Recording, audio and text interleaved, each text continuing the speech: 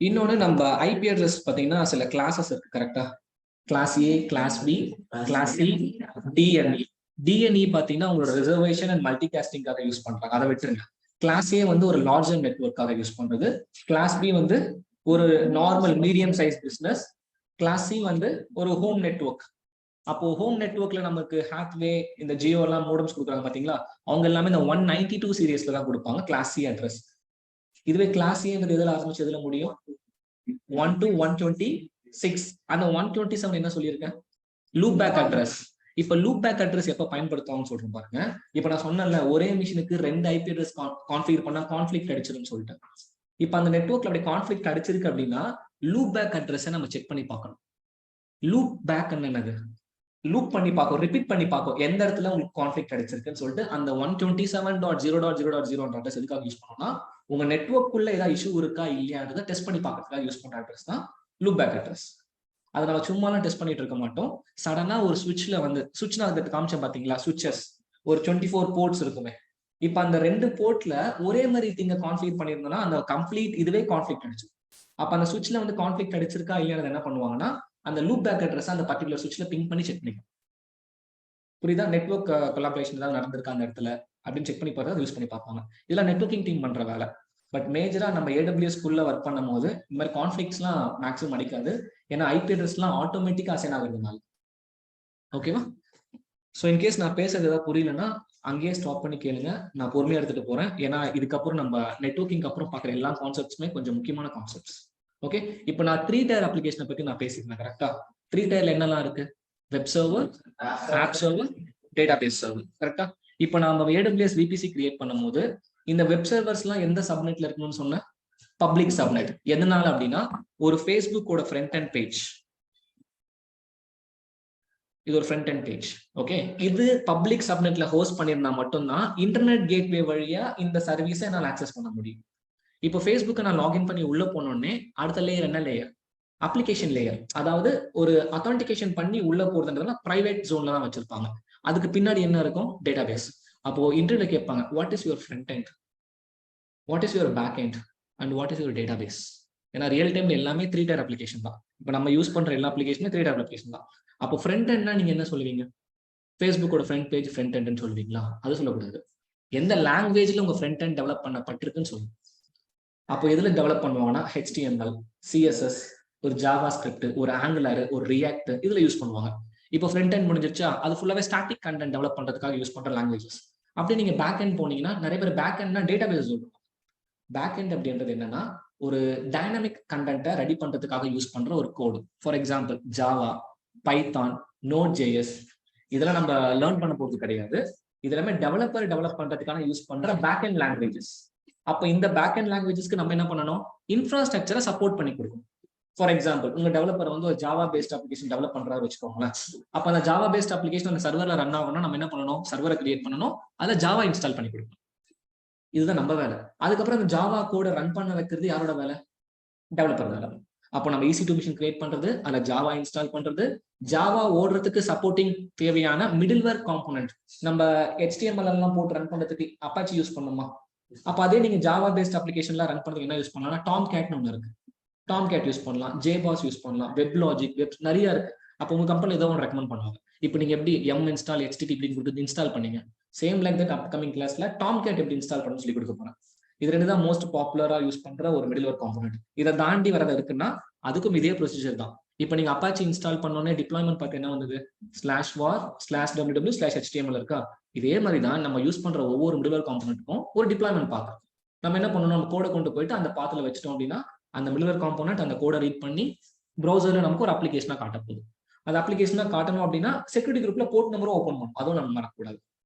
அப்ப நம்ம வேலை என்னன்னா, ஒரு மிஷினை கிரியேட் பண்றது, அந்த மிஷின்ல ஜாவா அப்ளிகேஷன் தான் ஓட போகுதுன்னா ப்ரீரிக்வெஸ்ட் ஜாவா இன்ஸ்டால் பண்றது. ஜாவால நிறைய வெர்ஷன்ஸ் இருக்கு. JDK 11, JDK 8 அப்படின்லாம் இருக்கும். அதாவது ஜாவா டெவலப்மெண்ட் கிட்னு சொல்லுவாங்க. ஏன்னா டெவலப்பர் அவன் டெவலப் பண்ற கோடு வந்து எந்த வெர்ஷன்ல அவன் டெவலப் பண்றான். அவன் லேட்டஸ்ட் வெர்ஷன் JDK 11ல டெவலப் பண்றான்னா நம்ம என்ன பண்ணணும்?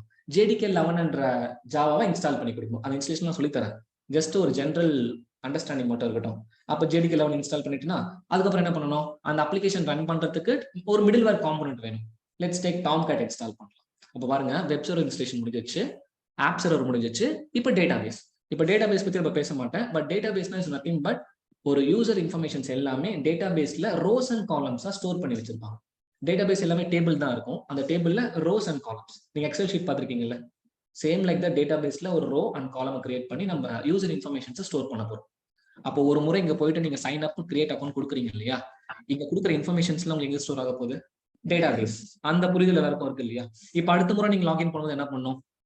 டேட்டாபேஸ்ல ஆல்ரெடி இந்த யூசர் இருக்காரான்னு சொல்லிட்டு வேலிடேட் பண்ணி தான் என்ன பண்ணும், உங்களோட டைம் லைனுக்குள்ள கொண்டு போகும்.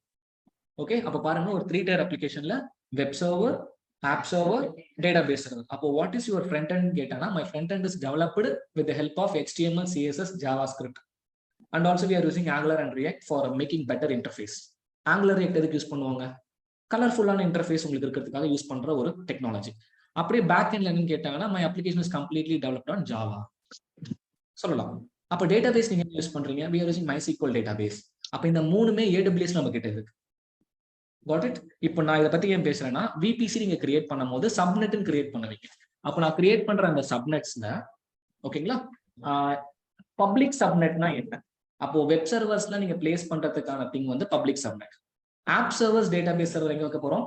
பிரைவேட் சப்நெட்ல வைக்க போறோம். அப்ப பிரைவேட் சப்நெட் அப்படின்னா பை டிஃபால்ட்டா அதுக்கு இன்டர்நெட் கனெக்ஷன் இருக்காது. பப்ளிக் சப்நெட் அப்படின்னா அதாவது நம்ம கிரியேட் பண்ற சப்நெட்டுக்கு பை டிஃபால்ட்டா இன்டர்நெட் கனெக்ஷன் இருக்காது. நம்ம இன்டர்நெட் கேட்வேன்ற ஒரு காம்போனன்ட்டை கிரியேட் பண்ணி VPC கூட அட்டாச் பண்ணுவோம். அந்த டயக்ராம் திரும்ப போட்டு காட்டுறேன், ஓகேங்களா?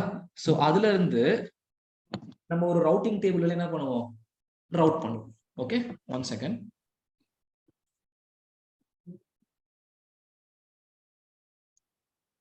Okay, 1 second guys.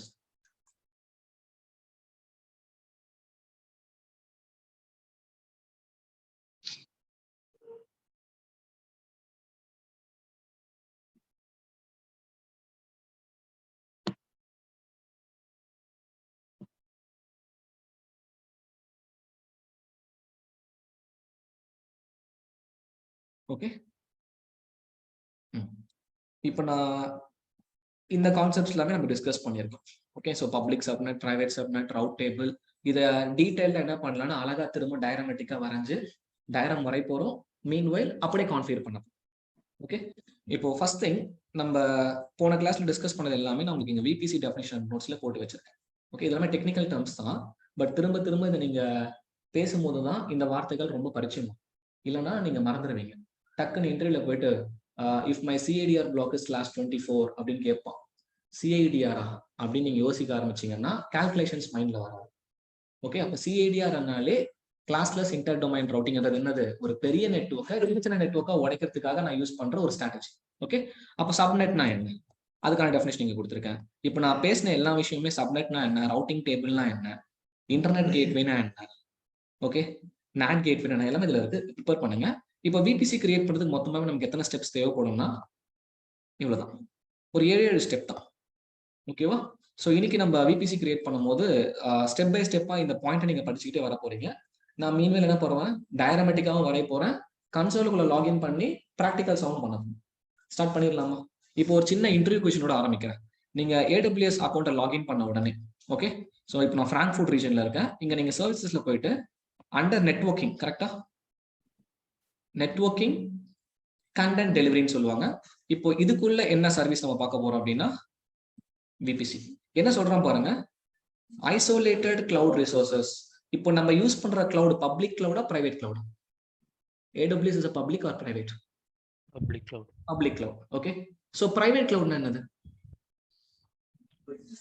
Private cloud னா ஒரு டனல் மாதிரி, ப்ராபப்ளி லைக் ஒரு டனல் மாதிரி கிரியேட் பண்ணி வேற யாரும் அக்சஸ் பண்ண முடியாத மாதிரி, அது ஒன்லி இந்த சோர்ஸ்ல இது மட்டும் தான் அக்சஸ் பண்ற மாதிரி ரெஸ்ட்ரிக்ட் பண்றோம். இவர் டனல்லாம் கொஞ்சம் டெக்னிக்கலா பேசுறது நிறைய பேருக்கு புரியாது.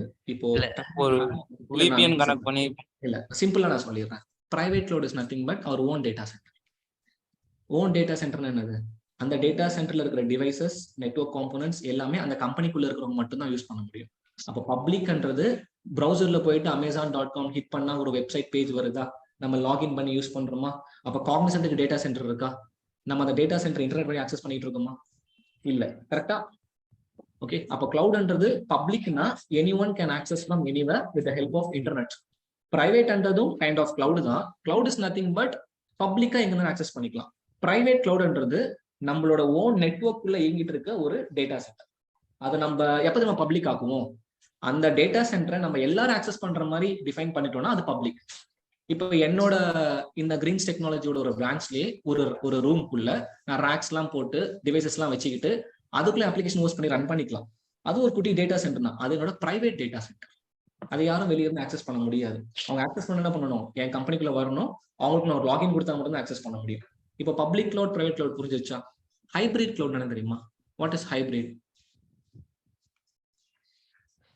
சில சர்வீசஸ் பப்ளிக் ஆகும், சில சர்வீசஸ் இன்டர்னலாவும் அக்சஸ் ரெண்டுமே இருக்கும். ஒரு சில விஷயத்தை நீங்க பப்ளிக்கா ஆக்சஸ் பண்ணிக்கோங்க, ஒரு சில விஷயத்த பிரைவேட்டா ஆக்சஸ் பண்ணிக்கோங்க. அதுதான் ஹைபிரிட் கிளவுட். இப்போ அதுக்கு ஒரு சின்ன எக்ஸாம்பிள் சொல்றேன் பாருங்க. இப்போ AWS பப்ளிக் கிளவுடா? இப்போ நான் AWS-ஐயும் என்னோட ஆன் ப்ரெமிசஸ் நெட்வொர்க்கையும் நான் கனெக்ட் பண்ண முடியும். அதாவது கிரீன்ஸ் டெக்னாலஜிக்குள்ள ஒரு டேட்டா சென்டர் இருக்குன்னு வச்சுக்கோங்களேன். இந்த டேட்டா சென்டரையும் AWS-ஓட டேட்டா சென்டரையும் கனெக்ட் பண்ண முடியும். இப்போ நம்ம விக்னேஷ் சொன்ன டனல்னு சொன்னாரா? டனல்னா உங்களுக்கு என்ன ஞாபகம் வருது? What is tunnel? கத்தி படம் பார்த்துருக்கீங்களா? அந்த வாட்டர் ஃப்ளோ ஆகிற ஒரு டேங்க் உள்ள போய் உட்காந்துருப்பாங்க, அது என்னன்னு சொல்லுவோம்? டனல். அதுல என்ன ஃப்ளோ ஆகும்? வாட்டர் ஃப்ளோ ஆகும். அப்போ இன்டர்நெட் வழியா ஒரு டேட்டா ஃப்ளோ ஆகுதுன்னா அதை டனல்னு தான் சொல்லுவாங்க. அந்த டனல் கண்ணுக்கெல்லாம் தெரியாது, அது இன்டர்நெட் வழியாக ஒரு சேனல் கிரியேட் பண்ணி விட்டுரும். அப்போ என்னோட டேட்டா சென்டர்ல இருந்து AWS டேட்டா சென்டருக்கு நான் ஒரு கம்யூனிகேஷன் சேனலை கிரியேட் பண்ணணும்னா அது டனல்னு சொல்லுவாங்க. அதுக்கு பின்னாடி யூஸ் பண்ற ஒரு ஸ்ட்ராட்டஜி பார்த்தீங்கன்னா IPsecன்னு சொல்லுவாங்க. ஐபிசெக் டனல் அப்படின்னு சொல்லுவாங்க. ஓகே, அதெல்லாம் நெட்வொர்க்கிங்கோட திங்ஸ். பட் ஸ்டில் ஜென்ரலா புரிஞ்சுக்கோங்க. இன்டர்வியூல கேட்பாங்க, how will you make a communication between your on premises and own data center? அப்போ அதுக்கு side to side VPN. Okay, so மைக்ஸ்லாம் மியூட்ல போட்டுக்கோங்கப்பா. So side to side VPN என்ன, என்னோட ஒரு சைட் இருக்கு கிரீன்ஸ் டெக்னாலஜி, இன்னொரு சைட் என்ன AWS-ஓட டேட்டா சென்டர். இந்த ரெண்டு சைட்டையும் நான் என்ன பண்ணணும், கனெக்ட் பண்ணணும். முதல்ல ஏன் கனெக்ட் பண்ணணும் இருக்குல்ல. ஃபார் எக்ஸாம்பிள் இப்போ கிரீன்ஸ் டெக்னாலஜின்றவங்க வந்து பாத்தீங்கன்னா ஒரு வெப்சைட் டெவலப் பண்ணியிருக்காங்க. இந்த வெப்சைட் வந்து கொஞ்சம் செக்யூரான வெப்சைட்னு வச்சுக்கோங்களேன். இப்போ இந்த வெப்சைட்டை நான் கொண்டு போயிட்டு பப்ளிக் கிளவுட்ல ஹோஸ்ட் பண்ணக்கூடாது. ஏன்னா அந்த வெப்சைட்ல வர இன்ஃபர்மேஷன்ஸ் எல்லாமே most secure information, students information, அது ரொம்ப செக்யூரான டீடைல்ஸ். இப்போ நான் பப்ளிக் கிளவுட்ல ஹோஸ்ட் பண்ற அளவுக்கு எனக்கு கான்ஃபிடன்ஸ் கிடையாது. பிகாஸ் என் டேட்டா திருட்டு போக வாய்ப்பு இருக்கு. என் டேட்டா என்னோட டேட்டா சென்டர்ல பிரைவேட் ஜோன்ல இருந்ததுன்னா அது மோஸ்ட் செக்யூரா இருக்கும்னு நினைக்கிறேன். இப்போ நான் என்ன சஜஸ்ட் பண்றேன்னா, நீங்க ஃப்ரண்ட் எண்டை மட்டும் கொண்டு வந்து AWS-ல வச்சுக்கோங்க. ஃப்ரண்ட் எண்ட் என்னது, யூசர் இன்டர்ஃபேஸை மட்டும் நீங்க பப்ளிக்கா ஃபேஸ் பண்ற விஷயத்த AWS கிளவுட்ல பப்ளிக் கிளவுட்ல வச்சுக்கோங்க. உங்களோட ஆப் சர்வர் டேட்டாபேஸ் சர்வர் என்னது, பிரைவேட்டா, அது உங்களோட டேட்டா சென்டர்ல பத்திரமா வச்சுக்கோங்க. சோ தட் உங்ககிட்ட இருந்து நான் ஒரு சின்ன லெவல் ஆஃப் வாட்சும் பிசினஸ் வாங்கிக்கிறேன்னு சொல்லிட்டு AWS சொல்றோம். இப்போ பிரைவேட் சப்நெட் அதாவது பப்ளிக் சப்நெட்ன்றது, so online can I just make your mics as mute. Arul, Ezhumalai, எனக்கு உண்மையிலே டிஸ்டர்ப் ஆகுதுங்க. நான் பேசிட்டு இருக்கும்போது எனக்கு நாய்ஸ் வந்துச்சுன்னா I will get disturb. Mute பண்றேன். ஓகே, ஸோ இப்போ நான் சொல்ற விஷயம் புரியுதா? On premises, cloud premises. On ப்ரெமிசஸ்ன்றது நம்ம ஓன் டேட்டா சென்டர், கிளவுட் வந்து AWS டேட்டா சென்டர். இப்போ AWS டேட்டா சென்டர் நான் என்ன பண்றேன்னா, என்னோட ஃபேஸ்புக்கோட ஃப்ரண்ட் எண்ட் பேஜ் மட்டும், ஃபார் எக்ஸாம்பிள் கிரீன்ஸ் டெக்னாலஜியோட ஃப்ரண்ட் எண்ட் பேஜ் மட்டும் என்ன பண்றேன், ஹோஸ்ட் பண்ணிடுறேன், AWS-ல ஹோஸ்ட் பண்ணிடுறேன். ஸோ தட் greenstechnology.com ஹிட் பண்ணாங்கன்னா மொத்த டிராஃபிக் எங்க வரும், AWS-குள்ள வந்துடும். இப்போ அங்கிருந்து நம்ம என்ன பண்ண போறோம் அப்படின்னா, ஃபார் எக்ஸாம்பிள் இங்க ஒரு லாகின் இருக்குன்னு வச்சுக்கோங்களேன், ஃபார் கான்டாக்ட்ஸ்னு வச்சுக்கோங்களேன். கான்டாக்ட்ஸ்ல இங்க ஒரு டேபிள் ஓப்பன் ஆகும். கரெக்ட்? இந்த இன்ஃபர்மேஷன்ஸ்லாம் நான் டைப் பண்றேன். இது AWS-குள்ள ஸ்டோர் ஆகக்கூடாது. எங்க ஸ்டோர் ஆகணும், என்னோட ஓன் டேட்டா சென்டர்ல இன்ஃபர்மேஷன் ஸ்டோர் ஆகணும். அப்போ ஃப்ரண்ட் எண்ட்ல போடுற இன்ஃபர்மேஷன் என்னோட பேக் எண்ட் டேட்டாபேஸ்ல வந்து கம்யூனிகேட் பண்ணி ஸ்டோர் பண்ணணும்னா we need to make some configuration between these two sites, right?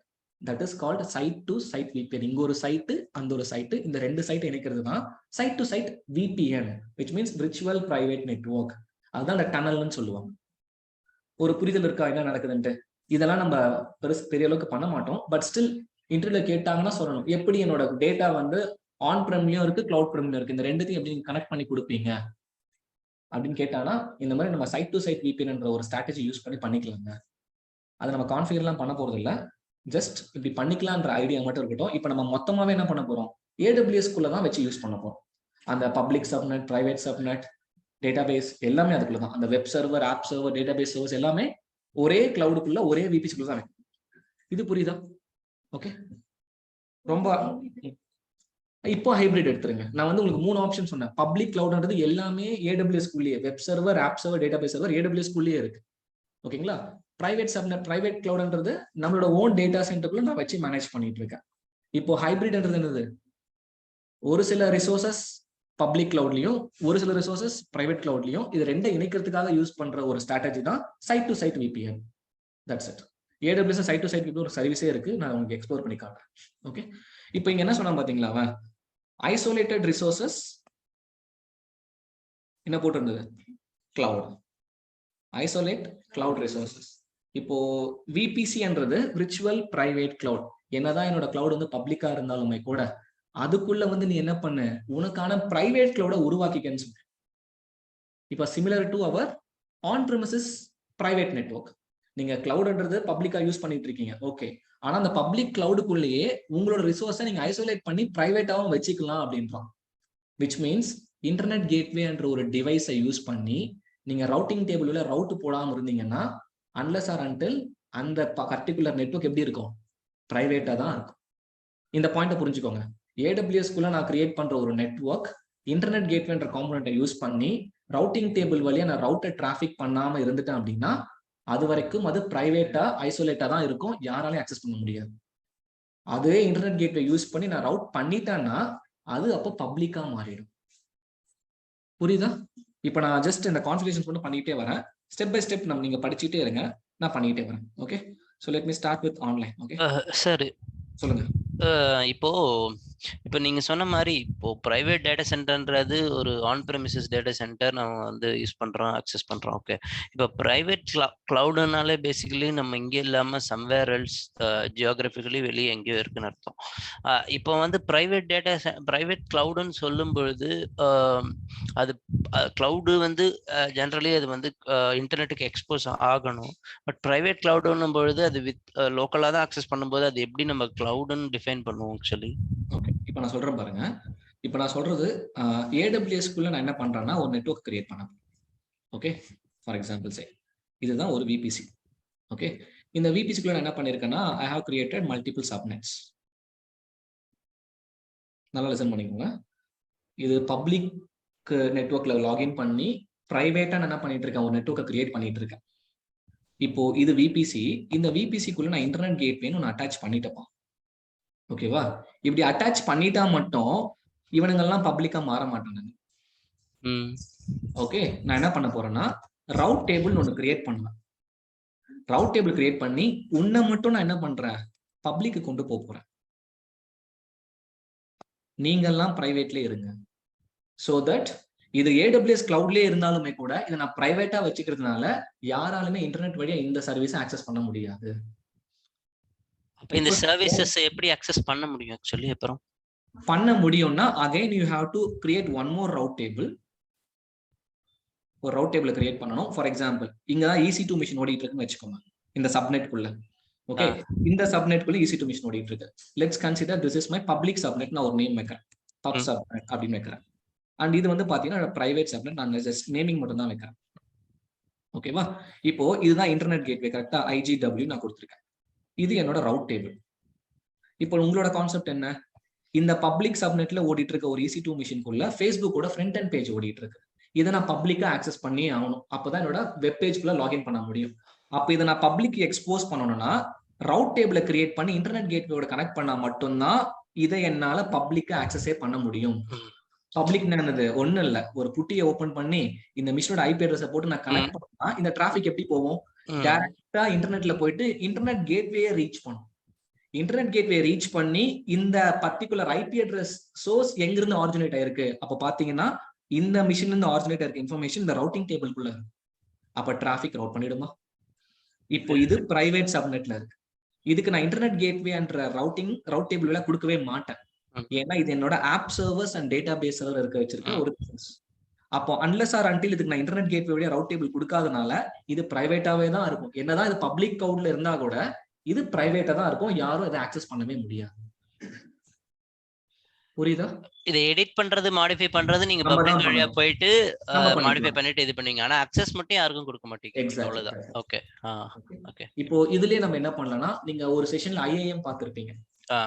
IAM என்ன பண்ணுவோம்? யூசரை கிரியேட் பண்ணுவோம், பெர்மிஷன்ஸ் கொடுப்போம்.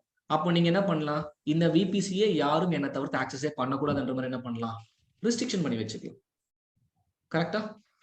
அப்போ இந்த கம்ப்ளீட் நெட்வொர்க் உங்களோட கையில தான் இருக்கு. நீங்க யார் இதை வந்து மாடிஃபை பண்ண நினைக்கிறீங்களோ அவங்களுக்கு பெர்மிஷன் கொடுக்கலாம். யாருமே இதை மாடிஃபை பண்ணக்கூடாதுன்னு நினைச்சா அவங்களுக்கு இந்த சர்வீஸ் பர்மிஷனே கொடுக்காமலே. அப்ப நம்ம கண்ட்ரோல்ல இந்த நெட்வொர்க்கை பிரைவேட்டா வச்சு யூஸ் பண்றதுக்கான தேவை இருக்குல்ல. புரியுதா? புரியுது. எஸ். இப்ப நான் பேசின விஷயம் ஒரு 50% சிலருக்கு புரிஞ்சுது அப்படின்னா, இப்ப நான் திரும்ப முதல்ல இருந்து ஆரம்பிக்கும் போது 100% புரிஞ்சிடும். So make sure on that. Okay, let me start step by step. So first thing, இப்போ நான் சொல்றவங்க மட்டும் எனக்கு இந்த பாயிண்ட்டை படிச்சுக்கிட்டே வரணும். ஓகேவா? லெட் மீ ஸ்டார்ட் வித் ஆன்லைன்ல யார் ஆக்டிவா இருக்கா, apart from Vignesh, Murthy and Jeba. ஏன்னா இவங்க 3 பேர் ஞாபகம் இருக்குன்னா இந்த 3 பேர் தான் என்கிட்ட பேசிக்கிட்டே இருக்காங்க. மற்றவங்க யாருமே என்கிட்ட பேசுறது இல்லை. அவங்க 3 பேர் தவிர்த்து யாரு? Augustine. Super. Let's start with Augustine. Okay, Augustine first point படிங்க. Create a own VPC. Okay, so இப்போ நான் என்ன பண்ண போறேன்னா AWS குள்ள போயிட்டு ஒரு VPC கிரியேட் பண்ண. So this is my VPC. So AWSல VPC என்ன CADR பிளாக்ல கொடுக்கலாம் அப்படின்னா, லெட்ஸ் டேக் நம்ம நேற்று செஷன்ல பார்த்தோம் இல்லையா, 10.0.0.0/16 இப்படி கொடுக்கும் போது எனக்கு எவ்வளவு அட்ரஸ் ஓபன் ஆகும்னு சொன்னேன்? 65,536 ஐபிஸ் எனக்கு பெரிய நெட்வொர்க் ஓபன் பண்ணி வச்சுட்டேன். This is your class A address. இது எந்த ரீஜியன்ல நான் வச்சு ஓபன் பண்றேன்னு பாத்தீங்கன்னா, என்ன ரீஜியன்? பிராங்க்ஃபர்ட்டோட கோட் சொல்லுங்க பார்க்கலாம்.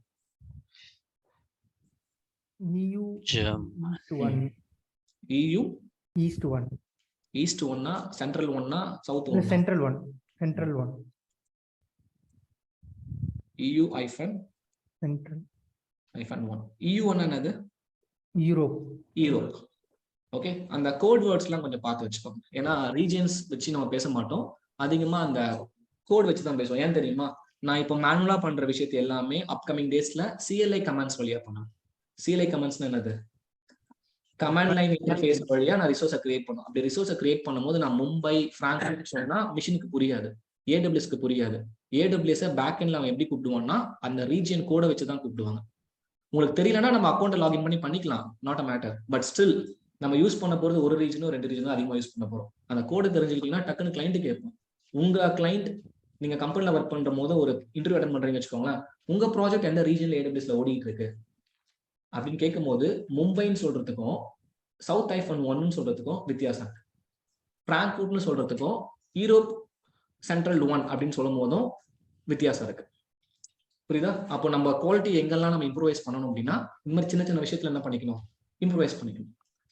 ஸோ இப்போ ஒரு நெட்வொர்க்கை நான் ஓப்பன் பண்ணிட்டேன். இங்க பாருங்க, VPC 10.0.0/16. இப்போ அப்படியே என்ன பண்றேன், என்னோட டேஷ்போர்டுக்கு போறேன். So click on VPC. Same CADR block கொடுக்குறேன், நல்லா லிசன் பண்ணுங்க. இங்க ஆல்ரெடி நமக்கு டிஃபால்ட்டா ஒரு VPC இருக்கும், கரெக்டா? எக்காரணத்துக்கு கொண்டு இந்த டிஃபால்ட் VPC நம்ம இதுக்கப்புறம் யூஸ் பண்ணக்கூடாது.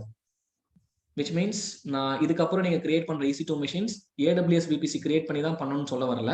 நீங்க கம்பெனிக்குள்ள ஒர்க் பண்ணும் போது டிஃபால்ட் VPC யூஸ் பண்ணக்கூடாது.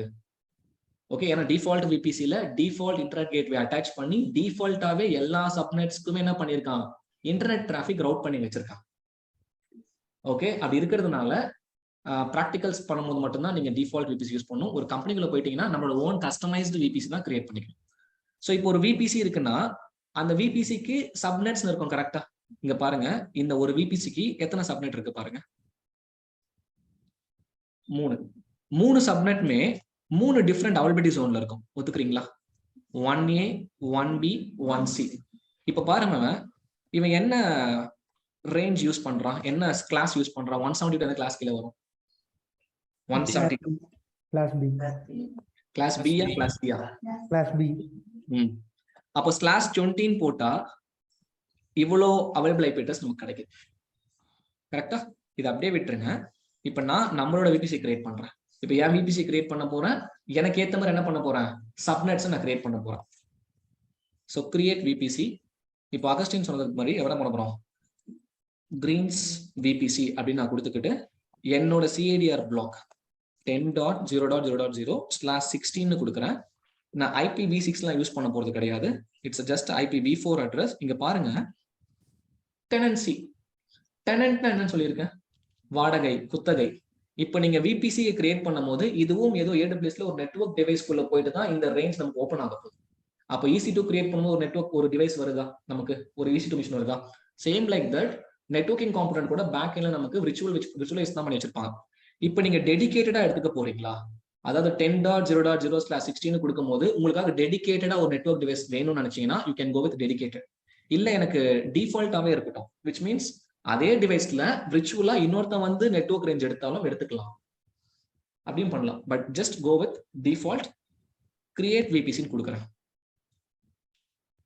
ஃபர்ஸ்ட் இன்டர்வியூ क्वेश्चन நோட் பண்ணிக்கோங்க.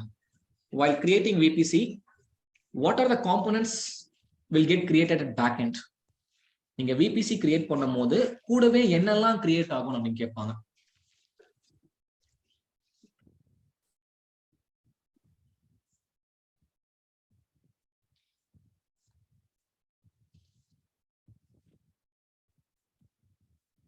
நீங்க VPC கிரியேட் பண்ணும்போது கூட என்ன காம்பனன்ட்ஸ்லாம் கிரியேட் ஆகும்னா, ஃபர்ஸ்ட் ஒன் பாருங்க, DHCP ஆப்ஷன் செட், ஒரு மெயின் ரவுட் டேபிள், ஒரு மெயின் ACL.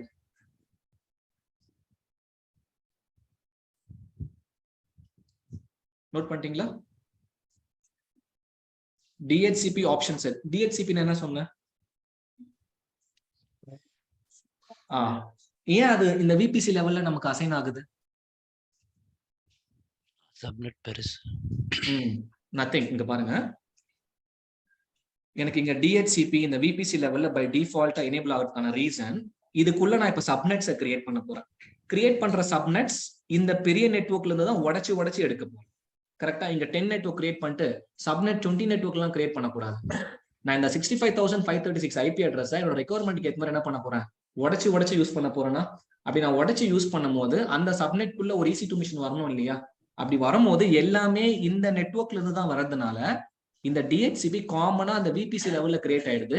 IP அட்ரஸ் ஆட்டோமேட்டிக்கா டைனமிக்கா அசைன் ஆக ஆரம்பிச்சிடும். அப்ப DHCPன்றது உங்களோட VPC லெவல்ல கிரியேட் ஆயிடும்.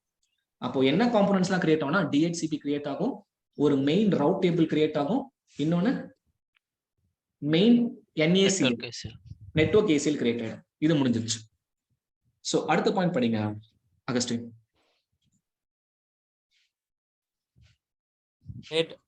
Create a public and private subnet for different available AZS by assigning a different CIDR blocks. Okay, AZ என்னது? Availability zone. இப்போ நான் 2 சப்நெட் கிரியேட் பண்ண போறேன். அந்த நேம் என்ன வைக்க போறேன்னா, ஒன்னு பப்ளிக்காகவும் ஒன்னு பிரைவேட்காகவும். அகைன் இந்த பப்ளிக் பிரைவேட் நான் சொல்லும் போது உங்க மைண்ட்ல வந்து 3 டைப் அப்ளிகேஷன் தான் ஞாபகத்துக்கு வரும். Web server, app server, database server. இங்க பாருங்க, create a public and private subnet for different availability zone. ஏன் ஒரே ஜோன்ல கிரியேட் பண்ணக்கூடாது? ஏன் ஒரு ஜோன்ல 2 சப்நெட் கிரியேட் பண்ணக்கூடாது? கிரியேட் பண்ணா கிரியேட் ஆகாதான் என்ன ஆகும் இல்ல? அப்ப ஏன் கிரியேட் பண்ணக்கூடாது? ஹைலி அவைலபிள்காக என்ன பண்ணணும், மல்டிபிள் அவைலபிலிட்டி ஜோன்ல சப்நெட்டை கிரியேட் பண்ணி வைக்கும் போது ஒரு ஜோன் லெவல்ல ஃபெயிலியர் ஏற்பட்டா கூட நமக்கு டேட்டா லாஸ்ன்றது இருக்காது. சோ தட் நம்ம கிரியேட் பண்ற ரிசோர்சஸ் மல்டி அவைலபிலிட்டி ஜோன்ல நம்ம கிரியேட் பண்ணலாம். So create public and private subnet for different availability zone by assigning different CIDR block.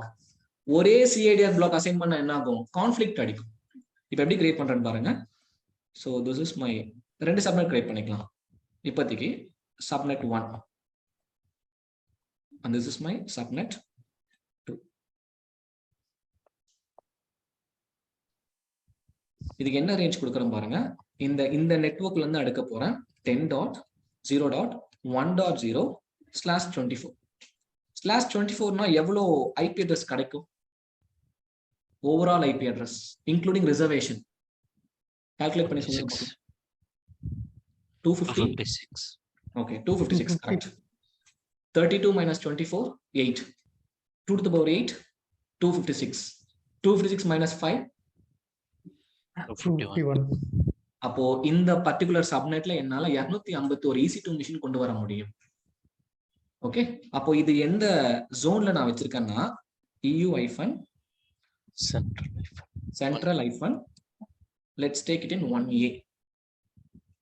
இப்போ இன்னொரு ஒரு சப்நெட் கிரியேட் பண்ண போறோம் 10.0. திரும்ப 1.0 போடலாமா? ஏன் போடக்கூடாது? Not like that. நான் 1.0 போடலாம், இல்லைன்னு சொல்லல. நான் போட்டுட்டேன்னு வச்சுக்கோங்களேன், இந்த DHCP என்ன தெரியுமா பண்ணும்? இங்க நான் கிரியேட் பண்ற மிஷினுக்கு இந்த ரேஞ்ச்ல இருந்து ஒரு ஐபி அட்ரஸ் அசைன் ஆகுமா? ஃபார் எக்ஸாம்பிள் 10.0.1.10 அசைன் பண்ணி விட்டுரும். இங்க என்ன பண்ணும்? ஏதோ ஒரு மிஷின் கிரியேட் பண்ணும் டைனமிக்கா 10.1.10 அசைன் பண்ணி விட்டுரும். 10.0.1.10 அசைன் பண்ணி விட்டுரும். இந்த இதுக்குள்ள இருக்கிற 1.10 இதுக்குள்ள இருக்கிற 1.10 பேசும்போது என்ன நடக்கும்? கான்ஃபிளிக்ட். ஓகே, அப்போ நீங்க வெளியே இருந்து ஆக்சஸ் பண்ணும்போது இந்த சர்வர் ஆக்சஸ் பண்ணுவீங்களா, இந்த சர்வர் ஆக்சஸ் பண்ணணும் தெரியாது. அப்போ நம்ம நெட்வொர்க்ஸை டிஃபரன்ஷியேட் பண்ணி தான் யூஸ் பண்ணணும். அப்போ இங்கேயும் 24 போடும் போது I will getting 251 usable IP address அப்படின்னு சொல்லுங்க. இது வந்து என்னோட EU-1B. இப்போ நான் இதை என்ன சொல்லியிருக்கேன்னா, as per the definition, இது பப்ளிக் சப்நெட். இது நேமிங்ல தான் பப்ளிக் பிரைவேட்னு வச்சிருக்கேன். இது வரைக்கும் எப்படி இருக்குது? பிரைவேட்டா தான். அகஸ்டின், அடுத்த பாயிண்ட் படிங்க. Create an internet gateway and attach it to the VPC. இது வரைக்கும் VPC எப்படி இருக்கு? பிரைவேட்டா தான் இருக்கு. எப்ப நான் ஒரு இன்டர்நெட் கேட்வே கிரியேட் பண்ணி இப்ப இந்த VPC-க்குள்ள நான் கொண்டு வந்து அட்டாச் பண்ணும் போதுதான் இந்த VPC-க்கு என்ன கிடைக்குது? இன்டர்நெட் ஃப்ளோ கிடைக்குது. நீங்க இன்னும் இன் ஜென்ரலா பார்க்கணும்னு வச்சுக்கோங்க, ஒரு வீடு கட்டுறீங்கன்னு வச்சுக்கோங்க. அந்த வீடு கட்டி முடிச்சிட்டீங்க, வீட்டுக்குள்ள ஒரு 3 BHK இருக்கு. வீட்டுக்கு வெளியே ஒரு மெயின் ஜங்ஷன் பாக்ஸ் இருக்கு. Power supply main junction box வரைக்கும் வந்துருச்சு. மெயின் ஜங்ஷன் பாக்ஸ் வந்தாலே மற்ற ரூம்க்கெல்லாம் பவர் வந்துருமா என்ன? எப்போ பவர் வரும் அந்த ரூமுக்கு? சுவிட்சஸ் எல்லாம் போட்டு கேபிள் வலிச்சா மட்டும்தான் அந்த ரூமுக்கு பவர் சப்ளை வரும். கரெக்டா? அப்போ அந்த பவர் சப்ளை என்ற விஷயத்தை கொண்டு வரதுக்கான தேவையான ஒரு திங் தான் ரவுட்டிங் டேபிள் ரவுட்ஸ். அந்த சுவிட்ச் போர்டுன்றது let consider that is route table. ரவுட்ஸ்ன்றது இட்ஸ் a கேபிள். நீங்க அதை ரவுட் பண்ணி அந்த பர்டிகுலர் ரூமுக்கு கொடுக்கும் போதுதான் இந்த ரூமுக்கு பவர் சப்ளை வரும். சேம் லைக் தட், நீங்க ரவுட்டிங் டேபிளை கிரியேட் பண்ணி இன்டர்நெட் கேட்வேயோட டிராஃபிக் கொடுக்கும் போதுதான் இந்த பர்டிகுலர் சப்நெட் பப்ளிக் சப்நெட்டாவே மாறும். அப்பதான் அதுக்குள்ள நீங்க கிரியேட் பண்ற ஒரு EC2 மிஷின் இன்டர்நெட் வழியா ஆக்சஸ் பண்ண முடியும். புரியுதா? சோ அப்படியே அடுத்த பாயிண்ட் படிங்களேன். நான் இது IGW போட்டுக்கிறேன் ஷார்ட் ஃபார்மா. இது வேண்டாம், let me take this one.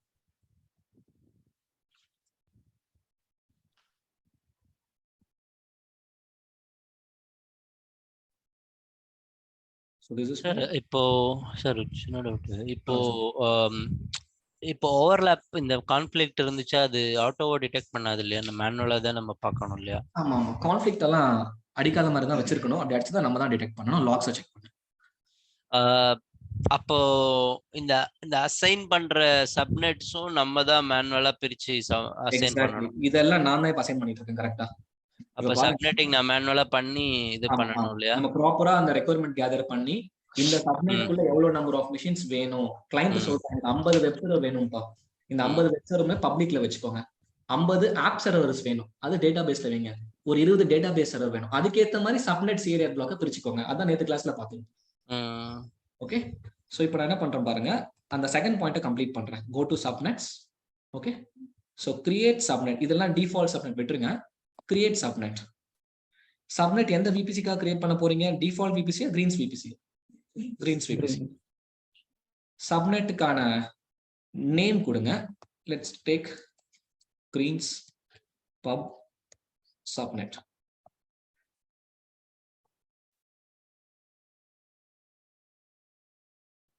Availability zone என்ன கொடுத்திருக்கேன்? 1A. என்ன CADR பிளாக் சொல்லியிருந்தேன்? 1/0/1/0. Create subnet. கிரியேட் ஆயிடுச்சா? அடுத்தது இன்னொரு சப்நெட் கிரியேட் பண்ணுங்க. எந்த VPC-க்குள்ள? Greens VPC.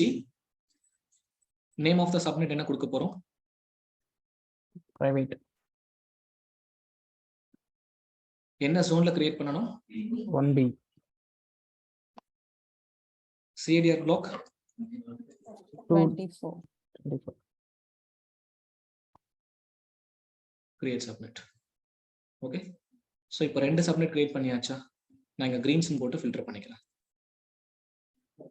Green's public, greens private. இப்போ விபிசி கிரியேட் பண்ணும்போது டிஃபால்ட் என்னெல்லாம் கிரியேட் ஆச்சு?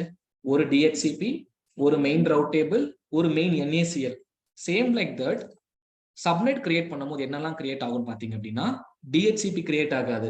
ஏன் கிரியேட் ஆகுதுன்னா எல்லாமே ஒரே நெட்வொர்க் இருந்தாலும் டிஹெச்சிபி டாப் லேயர்ல கிரியேட் ஆயிடும். இங்க என்ன கிரியேட் ஆகும்னா ஒரு ரவுட் டேபிள் கிரியேட் ஆகும், ஒரு ஏசிஎல் கிரியேட் ஆகும். ஒரு மெயின் ரவுட் டேபிள் கிரியேட் ஆகும். அதாவது இந்த சப்நெட்டுக்காக ஒரு ரவுட் டேபிள் டிஃபால்ட்டா அதுவே கிரியேட் பண்ணி கொடுத்துரும். ஒரு நெட்வொர்க் ஏசியிலும் கிரியேட் பண்ணி விட்டுரும். இப்போ நம்ம செக்யூரிட்டி குரூப்னு போன கிளாஸ்ல பார்த்தோம் கரெக்ட்? EC2 மிஷின் படிக்கும் போது செக்யூரிட்டி குரூப் எந்த லெவல்ல ஒர்க் ஆகும்னா EC2 மிஷின் லெவல்ல ஒர்க் ஆகும். NACL சப்நெட் லெவல்ல ஒர்க் ஆகும். இதுதான் நம்ம ஸ்டேட்லெஸ் ஸ்டேட்ஃபுல்னு சொல்லுவோம். இப்போ இந்த சின்ன டெஃபினேஷன் கொடுத்துறேன். EC2 மிஷின் லெவல்ல கிரியேட் ஆகிற security group it's stateful firewall. அது உங்களோட இன்பவுண்ட் டிராஃபிக்கை மட்டும் தான் செக் பண்ணும். ஆனா NACLன்றது சப்நெட் லெவல்ல கிரியேட் ஆகும். சப்நெட் என்னது? இதுதான் சப்நெட். இந்த சப்நெட் லெவல்ல உங்களுக்கு NACL கிரியேட் ஆயிடுச்சு அப்படின்னா அந்த சப்நெட் லெவல்ல நம்ம ஏதாவது டினை பண்ணணும், அலோவ் பண்ணணும்னா இங்கேயே பண்ணிக்கலாம். EC2 மிஷின் லெவலுக்கும் கொண்டு வர வேண்டிய தேவை கிடையாது. இதை பத்தி நான் டீடைலா இன்னும் ஒரு டயக்ராமேட்டிக்கா சொல்றேன். ஜஸ்ட் ஒரு சப்நெட் கிரியேட் பண்ணும்போது என்னெல்லாம் கிரியேட் ஆகும் கேட்டாங்கன்னா, ஒரு ரவுட் டேபிள் கிரியேட் ஆகும், ஒரு NACL கிரியேட் ஆகும். VPC கிரியேட் பண்ணும்போது route table, NACL, DHCP create ஆகும். அடுத்த பாயிண்ட் என்ன பண்ணோம்? Internet gateway. கரெக்டா? இப்போ நான் 2 பாயிண்ட் முடிச்சிட்டேன். ஸோ இன்டர்நெட் கேட்வே போங்க. இது என்ன இன்டர்நெட் கேட்வே? இந்த டிஃபால்ட் இன்டர்நெட் எதுக்கு அட்டாச் ஆயிருக்கும்? டிஃபால்ட் VPCக்கு அட்டாச் ஆயிருக்கும். So create internet gateway greens IGW கொடுத்துக்கிறேன். ஜஸ்ட் இங்க போயிட்டு create internet gateway. That's it. இப்போ இது என்ன ஸ்டேட்டஸ்ல இருக்கு பாருங்க. Attach to VPC. எந்த VPCக்கு அட்டாச் பண்ணணும்? Greens VPC. இப்போ டிராப் டவுன்ல எத்தனை VPC காட்டும்? 1 2 காட்டும். ஒண்ணுதான் காட்டும். ஏன்னா ஆல்ரெடி இருந்த ஒரு VPCக்கு டிஃபால்ட் இன்டர்நெட் கேட்வே அட்டாச் ஆயிடுச்சு. சோ அதுவும் அட்டாச் ஆகாம இருந்தா தான் இங்க 2 காட்டும். இப்போ டிஃபால்ட் VPCக்கு டிஃபால்ட் இன்டர்நெட் கேட்வே அட்டாச் பண்ணி வச்சிருக்காங்கப்பா, அதனால இங்க காட்டல. ஓகேவா? இப்போ நான் கிரியேட் பண்ற இன்டர்நெட் கேட்வேவை என்னோட VPCக்கு அட்டாச் பண்றேன். இப்போ நான் இப்படி மேனுவலா பண்ணிட்டு இருக்கேன் பாத்தீங்களா? இதை கமெண்ட் லைன்ல பண்றதுக்கான கமெண்ட் தான் இது. ஜஸ்ட் இந்த கமெண்டை மட்டும் நான் காட்டுறேன். ரொம்ப ஈஸியா தான் இருக்கும் பாருங்களேன். இதுதான் CLI comment. AWS EC2 attach internet gateway. எதுக்கு அட்டாச் பண்ணணும்? என்னோட VPCக்கு அட்டாச் பண்ணணும். எதை? என்னோட இன்டர்நெட் கேட்வே ஐடியா. அது எந்த ரீஜியன்ல? இதுதான் CLI கமெண்ட். CLI கமெண்ட்லாம் நம்ம ஞாபகம் வச்சுக்கணும் அவசியமே கிடையாது. கூகுள்ல போயிட்டு நம்ம CLI கமெண்ட் அபிஷியல் டாக்குமெண்டேஷன் வந்து எடுத்துக்கலாம். Okay, so just attach internet gateway. Attach பண்ணிட்டேன்னா தட்ஸ் இட். இப்போ என்ன ஆயிடுச்சுன்னா VPCக்கு இன்டர்நெட் ஃப்ளோ கிடைச்சிருச்சு. இப்போ இந்த சப்நெட்டுக்கு நான் இன்டர்நெட் ஃப்ளோ விடுறதுக்காக தான் என்ன பண்ணணும்னா அடுத்த பாயிண்ட பார்க்கணும். சோ விக்னேஷ் இந்த பாயிண்ட் படிங்க. Create routing table, one as public and one as private by associating the appropriate subnets to it. என்ன சொல்றாங்க? 2 routing table create பண்ண சொல்றான். ஒன்னு பப்ளிக்கு, இன்னொன்னு பிரைவேட்க்கு. கிரியேட் பண்ணிட்டா மட்டும் பத்தாது, அந்தந்த சப்நெட் கூட அசோசியேட் பண்ணிக்கோங்க. இப்போ அகைன் கமிங் பேக் டு அந்த வீடு கான்செப்டை வச்சுக்கோங்க. மெயின் பாக்ஸ்க்கு நான் இன்டர்நெட் கனெக்டிவிட்டி கொண்டு வந்துட்டேன். இப்போ அந்தந்த ரூம்ஸ்ல என்ன பண்றேன்னா சுவிட்ச் போர்ட் செட் பண்றேன்னு வச்சுக்கோங்களேன். Let's take this is the சுவிட்ச் போர்ட். சுவிட்ச் போர்டை கொண்டு வந்து ரூம்ல இப்படி வச்சா மட்டும் பத்துமா? கரெக்டா? அந்த சுவிட்ச் போர்டை கொண்டு வந்து நான் கரெக்டா அந்த ரூம்குள்ள வச்சு இப்படி அசோசியேட் பண்ணி விடணும். அப்ப இது பப்ளிக் ரவுட் டேபிள். இன்னொரு ரவுட் டேபிள் என்ன பண்றேன்னா பிரைவேட் ரவுட் டேபிள் கிரியேட் பண்ணி பிரைவேட் சப்நெட்டுக்கு அசோசியேட் பண்றேன். இத ஷார்ட் ஃபார்ம் நான் எப்படி எழுதிக்கிறேன்னா pub RT பிரைவேட் RT. இப்போ ரவுட் டேபிள் கிரியேட் பண்ணி அசோசியேட் பண்ணியாச்சு. அதுதான் create routing table one as public and one as private by associating the appropriate subnets to it. பண்ணியாச்சா? இப்போ பிராக்டிகலா பண்றேன் பாருங்க. go to route table. இங்க இருக்கிறது என்ன route table? Default route table. இப்போ என்னோட கஸ்டமைஸ்ட் ரவுட் டேபிள் கிரியேட் பண்ற பாருங்க. Create route table.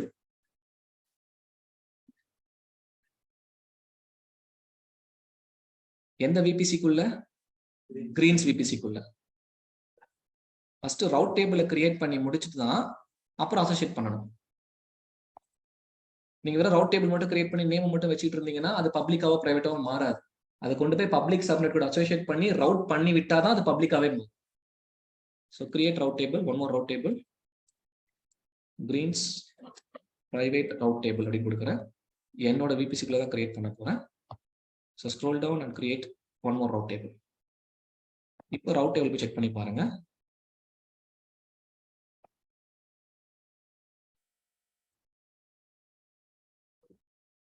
Public route table, private route table. கரெக்டா? இப்போ இந்த ரவுட் டேபிள் என்ன பண்ணணும்னா சப்நெட் கூட இணைக்கணும். கரெக்டா? ஸோ என்ன பண்ணுங்க, கிளிக் ஆன் சப்நெட். இந்த பப்ளிக் ரவுட் டேபிள் கிளிக் பண்ணுங்க. என்ன இருக்கு? Subnet association. இதை கிளிக் பண்ணுங்க. Edit subnet association. இப்போ நான் கிளிக் பண்ணிருக்கிறது பப்ளிக் ரவுட் டேபிள். இந்த பப்ளிக் ரவுட் டேபிளை கொண்டு போயிட்டு பப்ளிக் சப்நெட் கூட அசோசியேட் பண்ணிட்டு, அண்ட் தென் பிரைவேட் ரவுட் டேபிளை கொண்டு போயிட்டு let me associate with private subnet. அப்போ இந்த டயக்ராமேட்டிக் ஃபுல்ஃபில் ஆயிடுச்சா? கரெக்டா? எத்தனை பாயிண்ட் முடிச்சிருக்கோம் இது வரைக்கும்? 4 பாயிண்ட்ஸ் முடிச்சிருக்கோம்.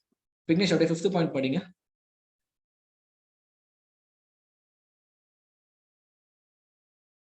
5th பாயிண்ட் படிங்க Vignesh. Sorry, edit the public routing tables route alone and map the internet gateway, not the private, and leave it as it is. Okay, என்ன சொல்றோம் பாத்தீங்களா? ஸோ பப்ளிக் ரவுட் டேபிள்குள்ள போயிட்டு ரவுட்னு ஒன்று இருக்கும்.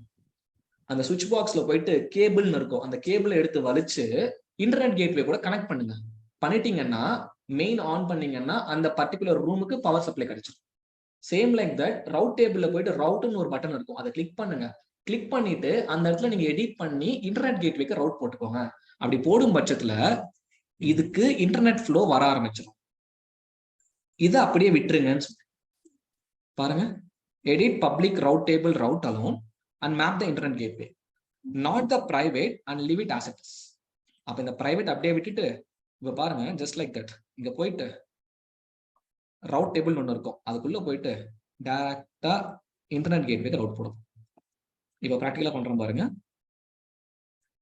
பப்ளிக் ரவுட் டேபிள் ரவுட்ஸ் இருக்கா? So click on ரவுட்ஸ், edit ரவுட்ஸ். இது டிஃபால்ட்டாவே create பண்ண ஒரு லோக்கல். இதை விடுங்க. ஆட் ரவுட் என்ன கொடுக்குறேன்னா, இந்த பர்டிகுலர் சப்நெட்ல இருந்து யாரு வேணாலும் இன்டர்நெட்டை ரீச் பண்ணணும் அப்படின்னா கோ வயா இன்டர்நெட் கேட்வே 0.0.0.0 யாரு எல்லாருமே, all every one in this particular subnet. கொஞ்ச நேரத்துல இந்த சப்நெட்ல நிறைய மிஷின்ஸ் வரப்போகுது. கரெக்டா? இந்த நிறைய மிஷின்ஸ் ஒவ்வொரு ஐபி அட்ரஸை கொடுக்காம நான் 0.0.0.0 கொடுத்துட்டேன்னா இந்த மிஷின்ல இருந்து யாரு வேணாலும் வெளியே போகலாம். இந்த மிஷினுக்குள்ள யாரு வேணா வரலாம். அதுதான் இந்த ஜீரோவை குறிக்கிறது. 0.0.0.0/0னா யாரு வேணாலும் எங்க இருந்து வேணாலும் இன்டர்நெட்டை ரீச் பண்ணணும்னா இந்த ரவுட் டேபிள் வழியா போயிட்டு இன்டர்நெட் கேட்வே ரீச் பண்ணி நீங்க வெளியே போய்க்கோங்க அப்படின்னு சொல்றதுதான் இந்த கனெக்ஷன். இந்த வேலை முடிஞ்சுதா? இந்த பாயிண்ட் கிளியரா எல்லாருக்கும்? இப்பதான் இந்த சப்நெட் ஆக்சுவலா பப்ளிக்காவே மாறி இருக்கு. இப்போ நான் இதுக்குள்ள ஒரு EC2 மிஷின் கிரியேட் பண்ண வச்சுக்கோங்களேன். இந்த மிஷினுக்கு பப்ளிக் ஐபி அட்ரஸ் கிடைக்கும், பிரைவேட் ஐபி அட்ரஸ் கிடைக்கும். இந்த மிஷினால கூகுள் பண்ண முடியும். வெளியிருந்தும் இந்த மிஷினை நிறைய பேர் ஆக்சஸ் பண்ணலாம். ஆனா இங்க கிரியேட் பண்ற மிஷினை வெளியிருந்து யாரும் ஆக்சஸ் பண்ண முடியாது. இந்த மிஷினை இன்டர்நெட்டை ரீச் பண்ண முடியாது.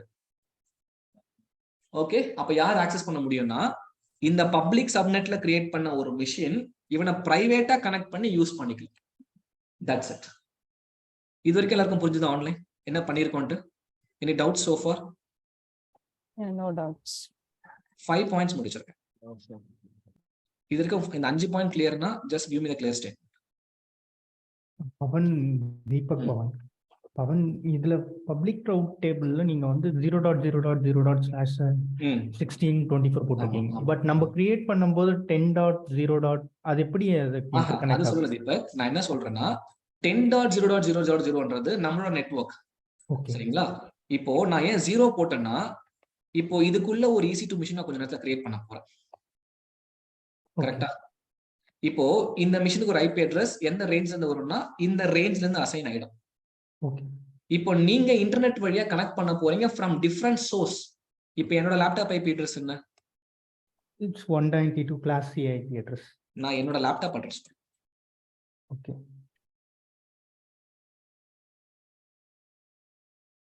It's a public. நீங்க ஒரு லேப்டாப் வச்சிருப்பீங்க, எல்லாரும் ஒவ்வொரு டிவைஸ் வச்சிருப்பீங்க.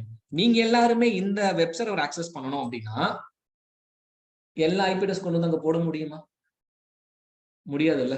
அப்போ அந்த 0.0.0.0/0ன்றது யாரு வேணாலும் எங்க இருந்து வேணாலும் அந்த பர்டிகுலர் சப்நெட்ல இருக்கிற EC2 மிஷின் ஆக்சஸ் பண்ணணும்னா come via internet gateway with the route table. புரியுதா? அதனாலதான் 0.0.0.0 இப்ப ஸ்பெசிபிக்கா இவர் மட்டும் தான் வரணும் அப்படின்னா அவர் ஐபி அட்ரஸ் மட்டும் போட்டு /32 போட்டுக்கலாம். /32 என்னது? ஒரே ஒரு ஐபி அட்ரஸ். தீபக் புரியுது என்ன சொல்றேன்னு? புரியுது. இப்ப அந்த 0 டிஃபைன் பண்ணதுக்கான ரீசன் எல்லாருமே இந்த சப்நெட்ல இருக்கிற ரிசோர்ஸை ஆக்சஸ் பண்ணணும். Because this is a public one. இந்த சப்நெட்ல இருக்க எல்லாருமே வெளியே போகணும்னு நினைச்சாலுமே அந்த 0.00 வெளியே போயிடும். அதுதான் இந்த configuration. Okay. Any doubts on this online? இந்த 5 பாயிண்ட்ல ஏதாவது டவுட் இருக்கா? சோ அப்படியே அடுத்த பாயிண்ட் படிங்க.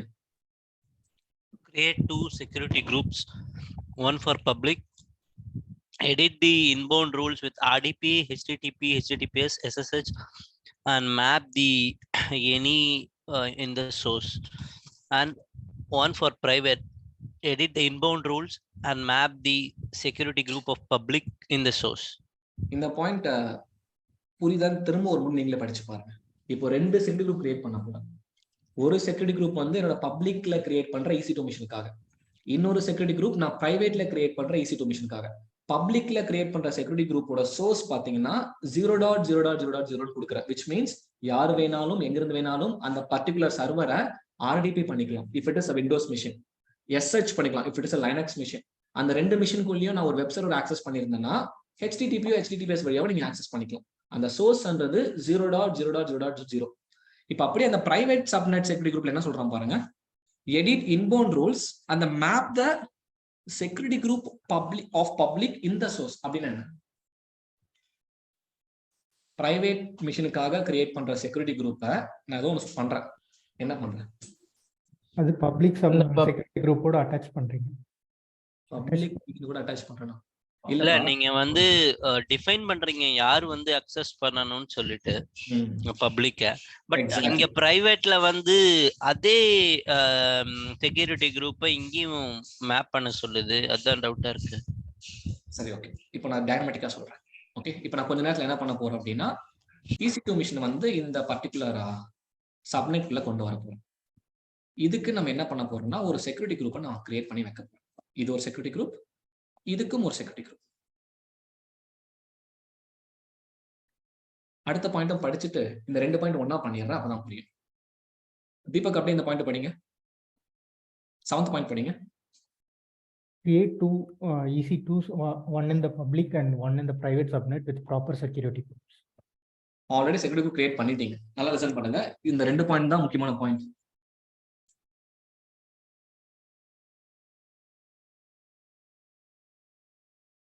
So this is my public security group. இது private security group. So இதுல என்னெல்லாம் ஓபன் பண்ணணும்? SSH, RDP, HTTPS. இங்க சோர்ஸ்ல நான் என்ன சொல்லியிருக்கேன்? இப்படின்னா என்னது? யாரு வேணாலும் எங்கிருந்து வேணாலும் இந்த செக்யூரிட்டி குரூப் வழியா இந்த மிஷினை இந்த புரோட்டோகால்ஸ் வழியா ஆக்சஸ் பண்ணிக்கலாம். கரெக்டா? இப்ப நான் SSH எடுக்கணுமா? எஸ், யார் வேணா எடுத்துக்கலாம். இந்த மிஷினோட யூசர் நேம் பாஸ்வேர்டு தான். RDP பண்ணணுமா? பண்ணிக்கலாம். HTTP பண்ணணுமா? ப்ரௌசர் வழியா இந்த மிஷினுக்குள்ள ஒரு அப்ளிகேஷன் ஆக்சஸ் பண்ணுமா? பண்ணிக்கலாம். சோ அதுதான் சோர்ஸ். இங்க நான் என்ன சொல்றேன் அப்படின்னா என்னோட சோர்ஸ் எதுவா இருக்கணும் தெரியுமா? பப்ளிக்கோட செக்யூரிட்டி குரூப்புக்குள்ள யாரெல்லாம் வராங்களோ அவங்க மட்டும்தான் இதுக்குள்ள வரணும். வெளியே இருந்து யாரும் வரக்கூடாது. விச் மீன்ஸ் இங்க யாரெல்லாம் வராங்களோ அவங்க மட்டும்தான் என்ன பண்ணணும்? இங்க பிரைவேட்டா வரணும். அப்ப பப்ளிக்ல இருந்து யாரும் வரக்கூடாதுன்னு சொல்றதுதான் இந்த கான்ஃபிகரேஷன். அப்ப நான் என்ன பண்ணுவேன்னா இந்த செக்யூரிட்டி குரூப் கிரியேட் பண்ணும் போது இதுக்கு ஒரு ஐடி கிரியேட் ஆகும். செக்யூரிட்டி குரூப் ஐடி கிரியேட் ஆகும். இந்த ஐடியை கொண்டு வந்து நான் என்ன பண்ணுவேன்னா இந்த சோர்ஸ்ல நான் கொடுத்துருவேன். அப்படி கொடுத்துட்டேன்னா இந்த மிஷினுக்குள்ள நீங்க SH எடுத்துருவீங்க இல்லையா, அப்போ உங்களால மட்டும்தான் இங்கிருந்து இந்த மிஷினுக்குள்ள SH எடுக்க முடியும். வெளியே இருந்து இந்த மிஷினை SSH எடுக்க முடியாது. வெளியே இருந்து இந்த மிஷினை RDP பண்ண முடியாது.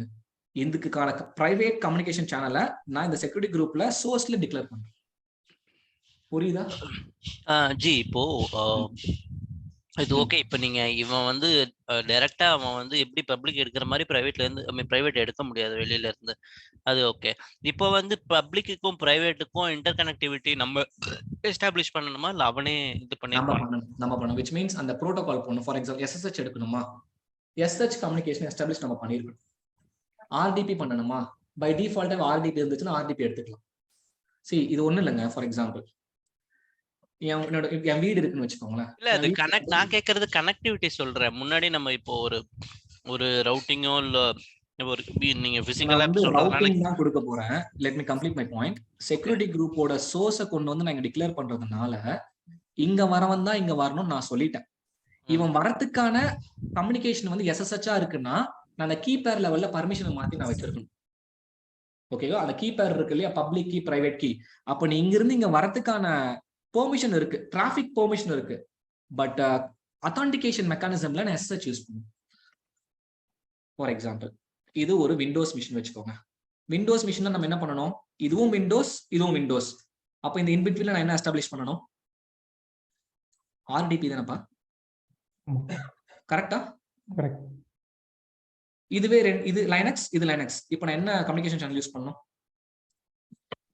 இது எப்ப தெரியுமா ஒர்க் ஆகும், இந்த சோர்ஸ்ல நான் இவனோட ஐடியா கொடுத்தா மட்டும்தான் ஒர்க் ஆகும். டிராபிக்கான பெர்மிஷன் நான் செக்யூரிட்டி குரூப்ல கொடுத்தா மட்டும்தான் உங்களால SSHஓ RDPஓ எடுக்கவே முடியும்னு சொல்றேன். புரியுதா சொல்றது? நீங்க எங்க வீட்டுக்குள்ள வர வந்துட்டீங்க. என்னோட ஹால்ன்றது இந்த பப்ளிக் ஜோன். ஓகேங்களா? என்னோட ஹால்ன்றது பப்ளிக் ஜோன். நான் உங்களை இங்கேயே ரெஸ்ட்ரிக்ட் பண்ணலாம். எப்ப தெரியுமா பண்ணலாம், இங்க உங்களுக்கு பெர்மிஷன் கொடுக்கலாம். விச் மீன்ஸ் இது வந்து என்னோட பெட்ரூம்னு வச்சுக்கோங்களேன். இந்த இடத்துல வர முடியும், நான் ரெஸ்ட்ரிக்ட் பண்ணலாம். என்னோட ஹால் வரைக்கும் வந்த உங்களுக்கு பரவாயில்ல, என்னோட ஃப்ரெண்டு தான், நீங்க வந்து என் ரூம்ல நீங்க தூங்கிட்டு போலாம், ஒரு பிரச்சனையும் கிடையாது அப்படின்னு நான் பெர்மிஷன் கொடுக்குறேன்ல, அந்த பெர்மிஷன் தான் இது. அப்ப எல்லாருமே டைரக்டா என் பெட்ரூம் வந்துட முடியாது.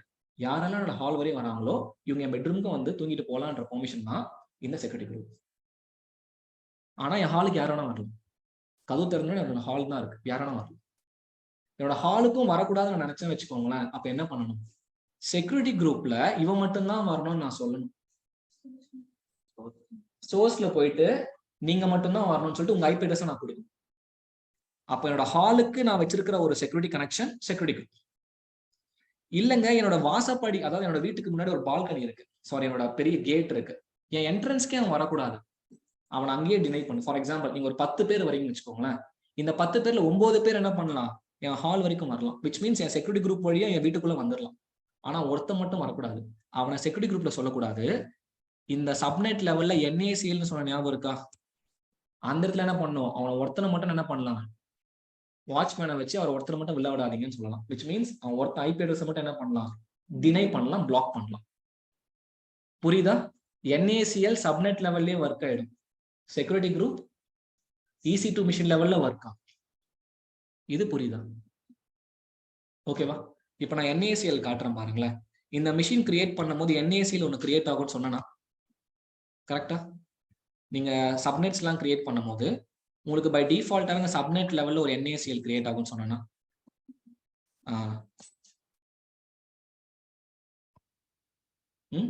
இதை நான் ஓபன் பண்ணி செக் பண்ணி காட்டுறேன் பாருங்க. பை டிஃபால்ட் என்ன கொடுத்துருக்கான்னு பாருங்க.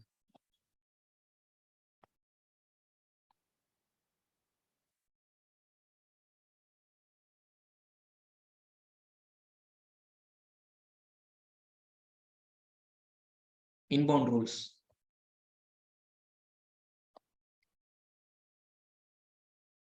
பை டிஃபால்ட்டா எல்லாருமே என்ன பண்ணலாம், என் வீட்டோட மெயின் என்ட்ரன்ஸ்க்கு வந்துடலாம்.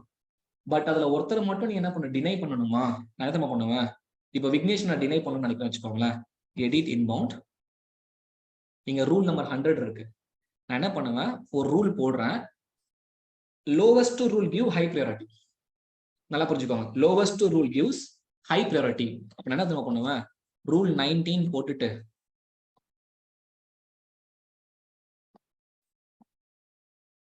விக்னேஷ் வந்து என்னோட மிஷின்குள்ள SSH பண்ணக்கூடாது.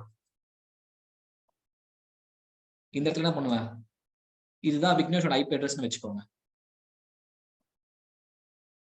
/32 போட்டுட்டு அவர் அங்கேயே டினை பண்ணுவோம். இந்த ரூல் நான் சேவ் பண்ணிட்டேன்னு வச்சுக்கோங்களேன். நீங்க 10 பேர் வரதா இருந்தீங்கன்னா உங்க 10 பேரையுமே நான் என்ன பண்ணுவேன், ஆல் டிராபிக்ல வச்சிருப்பேன். அந்த ஆல் டிராபிக்ல நீங்க எல்லாருமே உள்ள வர போறீங்க. உள்ள வரும்போது எல்லாரோட டிராபிக்கோட சோர்ஸ் ஐபி அட்ரஸ் செக் பண்ண போகுது, உங்க ஐபி அட்ரஸ் செக் பண்ண போகுது. அப்படி செக் பண்ணும் போது உங்களுக்கு எல்லாம் பர்மிஷன் இருக்கும். ஆனா ரூல் நம்பர் 90ல விக்னேஷை மட்டும் நான் டினை பண்ணிட்டேன் அப்படின்னா விக்னேஷ் சப்நெட்லயே பிளாக் ஆயிடுவாரு. செக்யூரிட்டி குரூப் வரைக்கும் வரவே மாட்டாங்க. இதுதான் கேட்பாங்க, செக்யூரிட்டி குரூப்ல ஒருத்தரை பிளாக் பண்ண முடியுமா? செக்யூரிட்டி குரூப்ல பிளாக் பண்ண முடியாது, ஒன்லி அலோ தான் பண்ண முடியும். NACL மட்டும்தான் பிளாக் பண்ண முடியும். அதனாலதான் செக்யூரிட்டி குரூப் வந்து ஸ்டேட்ஃபுல் ஃபயர்வால் சொல்றாங்க, NACL ஸ்டேட்லெஸ் சொல்றாங்க. யார் வரணும் யார் வரக்கூடாதுன்றத NACL டிக்ளேர் பண்ணணும். யாரெல்லாம் வரணும்ன்றத செக்யூரிட்டி குரூப்ல சொல்லணும். ரெண்டுத்துக்கும் டிஃபரன்ஸ் இருக்கு. யாரெல்லாம் வரணும்ன்றத செக்யூரிட்டி குரூப்ல மட்டும்தான் சொல்லணும். செக்யூரிட்டி குரூப்ல போயிட்டு இவர் வரக்கூடாதுன்னு சொல்லி டினை பண்ணுங்க, அந்த பெர்மிஷன் செக்யூரிட்டி குரூப் கிடையாது. அதுதான் NACL வச்சு சப்நெட் லெவல்லே பிளாக் பண்றாங்க. புரியுதா? ஆன்லைன் கிளியரா?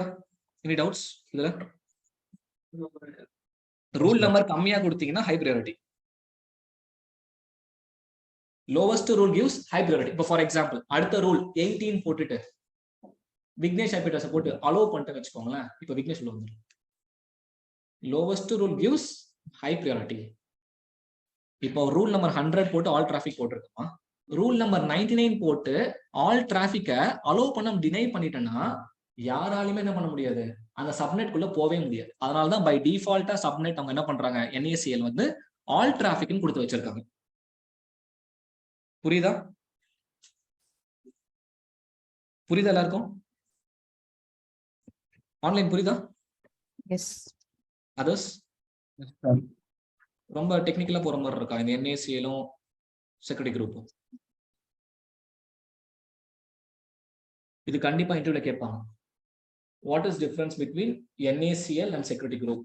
NACL வந்து உங்களோட சப்நெட் லெவல்ல ஒர்க் ஆகுற ஒரு firewall. By default it will be in all traffic. Security group வந்து இட்ஸ் அ ஸ்டேட்ஃபுல் ஃபயர்வால். அங்க வந்து நம்ம டிராபிக்கை டினை எல்லாம் பண்ண முடியாது, அலோ மட்டும் தான் பண்ண முடியும். NACL டினை பண்ணிக்கலாம், அது புரிஞ்சுக்கோங்க. விக்னேஷ் ஏதாவது டவுட் இருக்கா உங்களுக்கு NACL செக்யூரிட்டி குரூப்லயும்?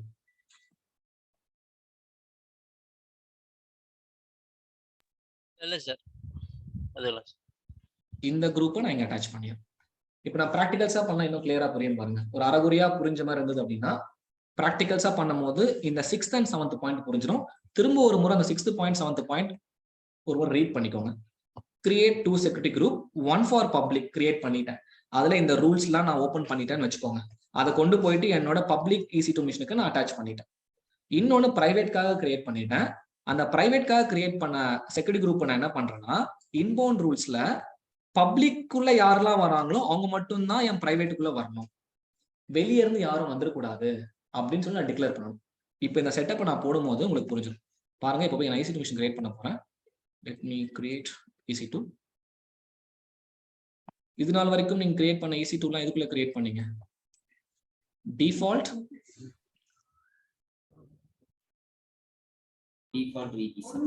VPC. இப்போ நான் என்னோட கஸ்டமைஸ்ட் VPC கொண்டு வரேன். எப்படி கொண்டு வரேன்னு பாருங்க.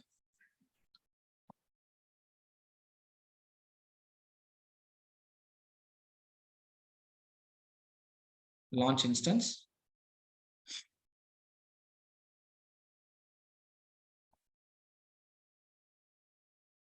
கிரீன்ஸ் பப்ளிக் EC2 அப்படின்னு கொடுத்துக்கிறேன்.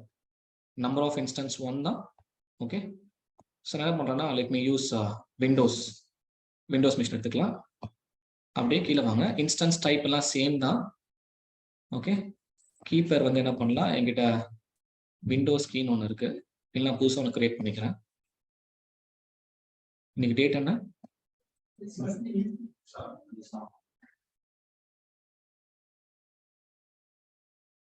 ஓகே, ஸோ பென் ஃபார்மேட்ல ஒரு கீப்பர் நான் கிரியேட் பண்றேன். அப்படியே ஸ்க்ரோல் பண்ணுங்க. இது எல்லாமே டிஃபால்ட், கரெக்டா?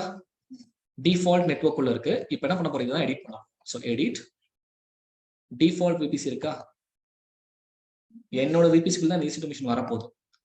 எந்த சப்நெட் குள்ள வரப்போகுது, பப்ளிக்கா பிரைவேட்டா? இது பப்ளிக் குள்ள. ஸோ பப்ளிக் குள்ள வர அந்த EC2 மிஷினுக்கு பப்ளிக் ஐபி அட்ரஸ் வேணும். ஏன்னா நான் பப்ளிக் ஆக்சஸ் பண்ண போறேன். So enable auto assign IP public.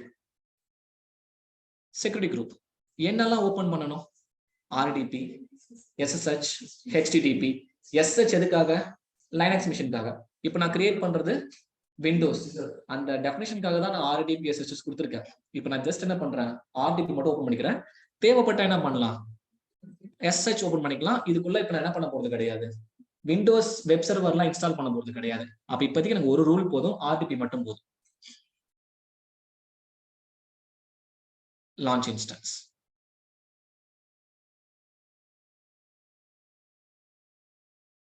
Create ஆயிடுச்சா? So go and check. Click பண்ணுங்க.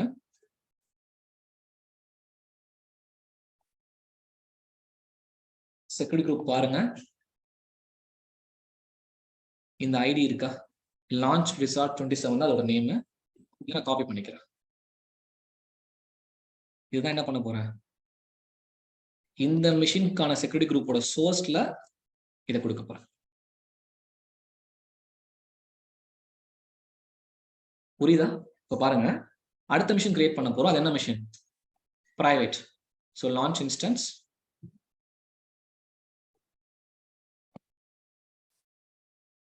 greens private EC2 விண்டோஸ் எடுத்துக்கலாம். Instance type T2 micro.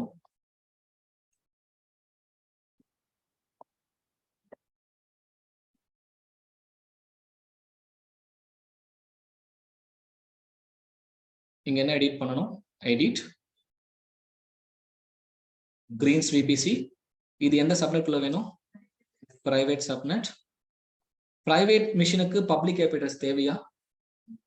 தேவை கிடையாது. பிரைவேட் மிஷினுக்கு பப்ளிக் ஐபி அட்ரஸ் தேவை கிடையாது. So let it be in a default disable mode. Create security group. RDP create பண்றது அப்படியே இருப்பீங்க. பாருங்களேன், இப்போதைக்கு சோர்ஸ்ல என்ன பண்ணிருக்கேன், 0.0.0 அப்படியே இருக்கட்டும். இப்போ நான் என்ன பண்ணிருக்கேன்னா, பப்ளிக் ஐபி அட்ரஸை டிசேபிள் பண்ணிட்டு தான் கிரியேட் பண்ணிட்டு இருக்கேன். இதோட குரூப்போட நேம் லான்ச் விசார்ட் 28. RDPல யூஸ்வலா இங்க நான் என்ன பண்ணிருக்கோம் அப்படின்னா, இதை கான்ஃபிகர் பண்ணணும். இதை கொண்டு வந்தா என்ன பண்ணணும், சோர்ஸ்ல கொடுக்கணும். ஆனா நான் அதை கொடுக்காம 0.0.0 கொடுத்தாலும் கூட என்னால என்ன பண்ண முடியாது, வெளியே இருந்து கனெக்ட் பண்ண முடியாது. பாத்துக்கலாமா? நல்லா லிசன் பண்ணுங்க. என்ன சொல்றேன்னா, RDPக்கான சோர்ஸ் 0.0.0.0 தான் இருக்கு. இதுக்கு நான் public IP address assign public ஐபியை டிசேபிள் பண்ணி வச்சிருக்கேன். இப்போ நான் வெளியே இன்டர்நெட் வழியா போயிட்டு இந்த மிஷினோட ஐபி அட்ரஸ் எடுத்து ஹிட் பண்ணா கூட எனக்கு பர்மிஷன் இருக்காது. செக் பண்ணுங்க. இந்த பாயிண்ட் நல்லா அப்சர்வ் பண்ணிக்கோங்க. பிரைவேட் செக்யூரிட்டி குரூப்ல RDPல நான் சோர்ஸ்ல 0.0.0 தான் கொடுத்துருக்கேன். இப்படி கொடுத்திருந்தா கூட என்னால இன்டர்நெட் வழியா கனெக்ட் பண்ண முடியாது. ஓகேவா? விச் மீன்ஸ் இன்டர்நெட் வழியா இந்த மிஷினோட ஐபி அட்ரஸை போட்டு கனெக்ட் பண்ண முடியாது, ஒரு பாயிண்ட். இன்னொன்னு, இங்கிருந்தும் கூட இதை கனெக்ட் பண்ண முடியாது, ரெண்டாவது பாயிண்ட். அப்போ நான் இங்க இருந்தாச்சும் இங்க கனெக்ட் பண்ணணும்னு நினைச்சாதான் என்ன பண்ணணும், அந்த 0.0.0 ரிமூவ் பண்ணிட்டு இந்த செக்யூரிட்டி குரூப் சோர்ஸை நான் கொடுப்பேன். ஓகே, இப்போ பாருங்க, லான்ச் இன்ஸ்டன்ஸ். ஸோ ஃபர்ஸ்ட் என்ன பண்ணலாம்னா,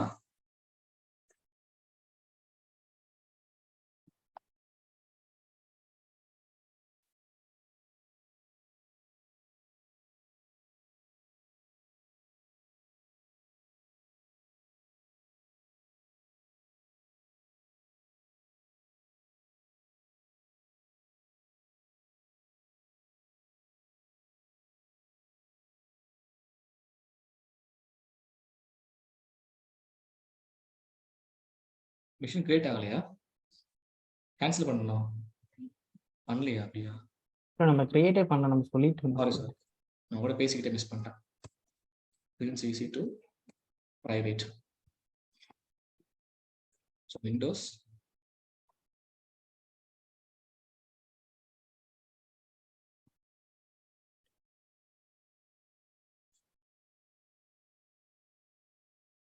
network, greens VPC, private subnet, public IP address disable ஆக இருக்கட்டும்.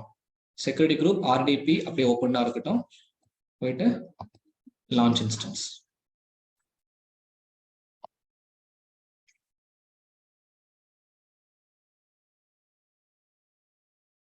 ஓகே, ஃபர்ஸ்ட் என்ன பண்ணலாம், பப்ளிக் மிஷின் லாகின் பண்ணலாம்.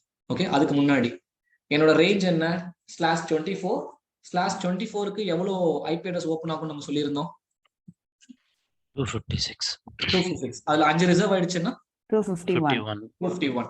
இப்போ அந்த 251ல ஒரு மிஷின் கிரியேட் பண்ணிட்டேன் இல்லையா, அப்போ ஒரு ஐபி அட்ரஸ் இந்த மிஷினுக்கு அசைன் இருக்கணும்ல. பாருங்க, சப்நெட்ஸ் போங்க. இங்க ஃபர்ஸ்ட் இந்த மிஷினுக்கு வந்த public IP private IP check பண்ணுங்க. So click on this. Public IP என்ன 3.72.39.204. பிரைவேட் ஐபி பாருங்க 1.40. என்னோட ரேஞ்ச்ல வந்துருச்சா? சப்நெட்ல போய் பாருங்க, public subnet.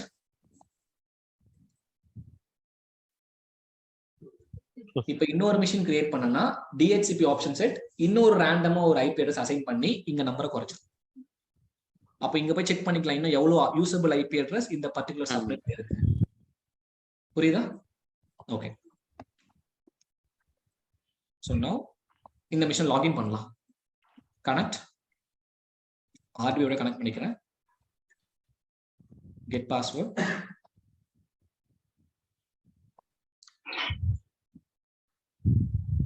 decrypt. So take RDP. இப்போ நான் லாகின் பண்ற மிஷின் என்ன மிஷின், பப்ளிக் மிஷின். பப்ளிக் மிஷினுக்கு என்ன கனெக்ஷன் இருக்கணும், இன்டர்நெட் கனெக்ஷன் இருக்கணும். கரெக்டா? சோ ஐபி அட்ரஸ் கொடுத்து கனெக்ட்னு கொடுங்க. இப்போ நான் கொடுத்தது பப்ளிக் ஐபி அட்ரஸ், நல்லா பாருங்க. Public IP address, user name என்னது, அட்மினிஸ்ட்ரேட்டர்.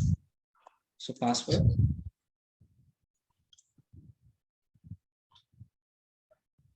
இப்போ இந்த டிராஃபிக் என்ன நடக்குது, டைரக்டா எங்க போகுது, AWS ஓட இன்டர்நெட் கேட்வேக்கு போகுது. இன்டர்நெட் கேட்வேல இருந்து எங்க போகுது, ரவுட்டிங் டேபிள் வழியா ரவுட்ஸை செக் பண்ணி உங்களோட EC2 மிஷினுக்கு கனெக்ட் ஆயிடுச்சு. அப்படிதான் டிராஃபிக் ஃப்ளோ ஆகும். நீங்க இன்டர்நெட் கேட்வே மட்டும் VPCக்கு அட்டாச் பண்ணாம நீங்க கனெக்ஷன் பண்ணி எஸ்டாப்ளிஷ் பண்ணி பாருங்களேன், ஒர்க் ஆகும். புரியுதா? இன்டர்நெட் கேட்வே நீங்க கிரியேட் பண்ணிட்டு VPCக்கு அட்டாச் பண்ணாம நீங்க EC2 மிஷின்லாம் கிரியேட் பண்ணி ஒர்க் பண்ணி பாத்தீங்கன்னா உங்களால பப்ளிக் இன்டர்நெட் வழியா EC2 மிஷினை கனெக்ட் பண்ண முடியாது. ஏன்னா VPCக்கே இன்டர்நெட் இருந்தா மட்டும்தான் உள்ள கனெக்ஷன் வரும்.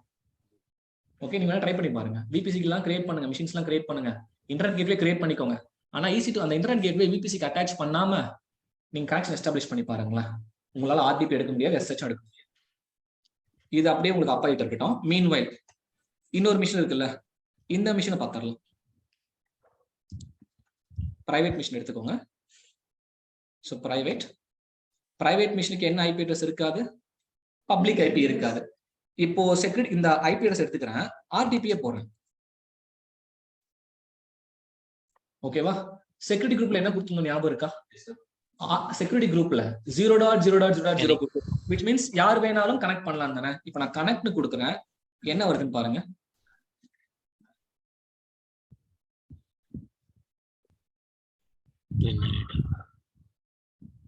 ஐபி அட்ரஸ் பாத்தீங்களா 2.139. DHCP அந்த 2 நெட்வொர்க்ல இருந்து அசைன் பண்ணிடுச்சு, கனெக்ஷன் எஸ்டாப்ளிஷ் ஆக மாட்டேங்குது.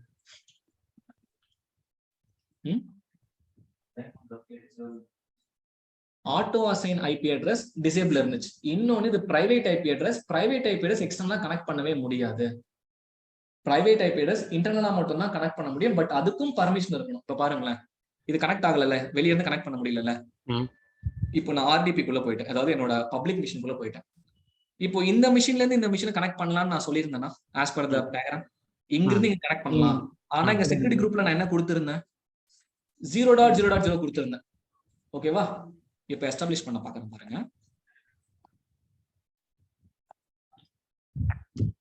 RDP இப்ப சர்வர்ல இருக்கு.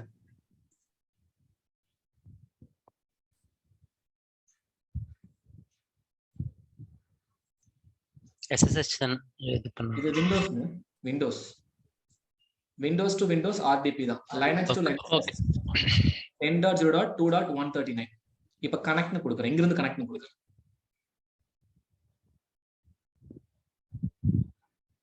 என்ன கேக்குது? ஏன் கேட்டுச்சு? நம்ம செக்யூரிட்டி குரூப் சோர்ஸ்ல என்ன கொடுத்துருங்க? Any. All.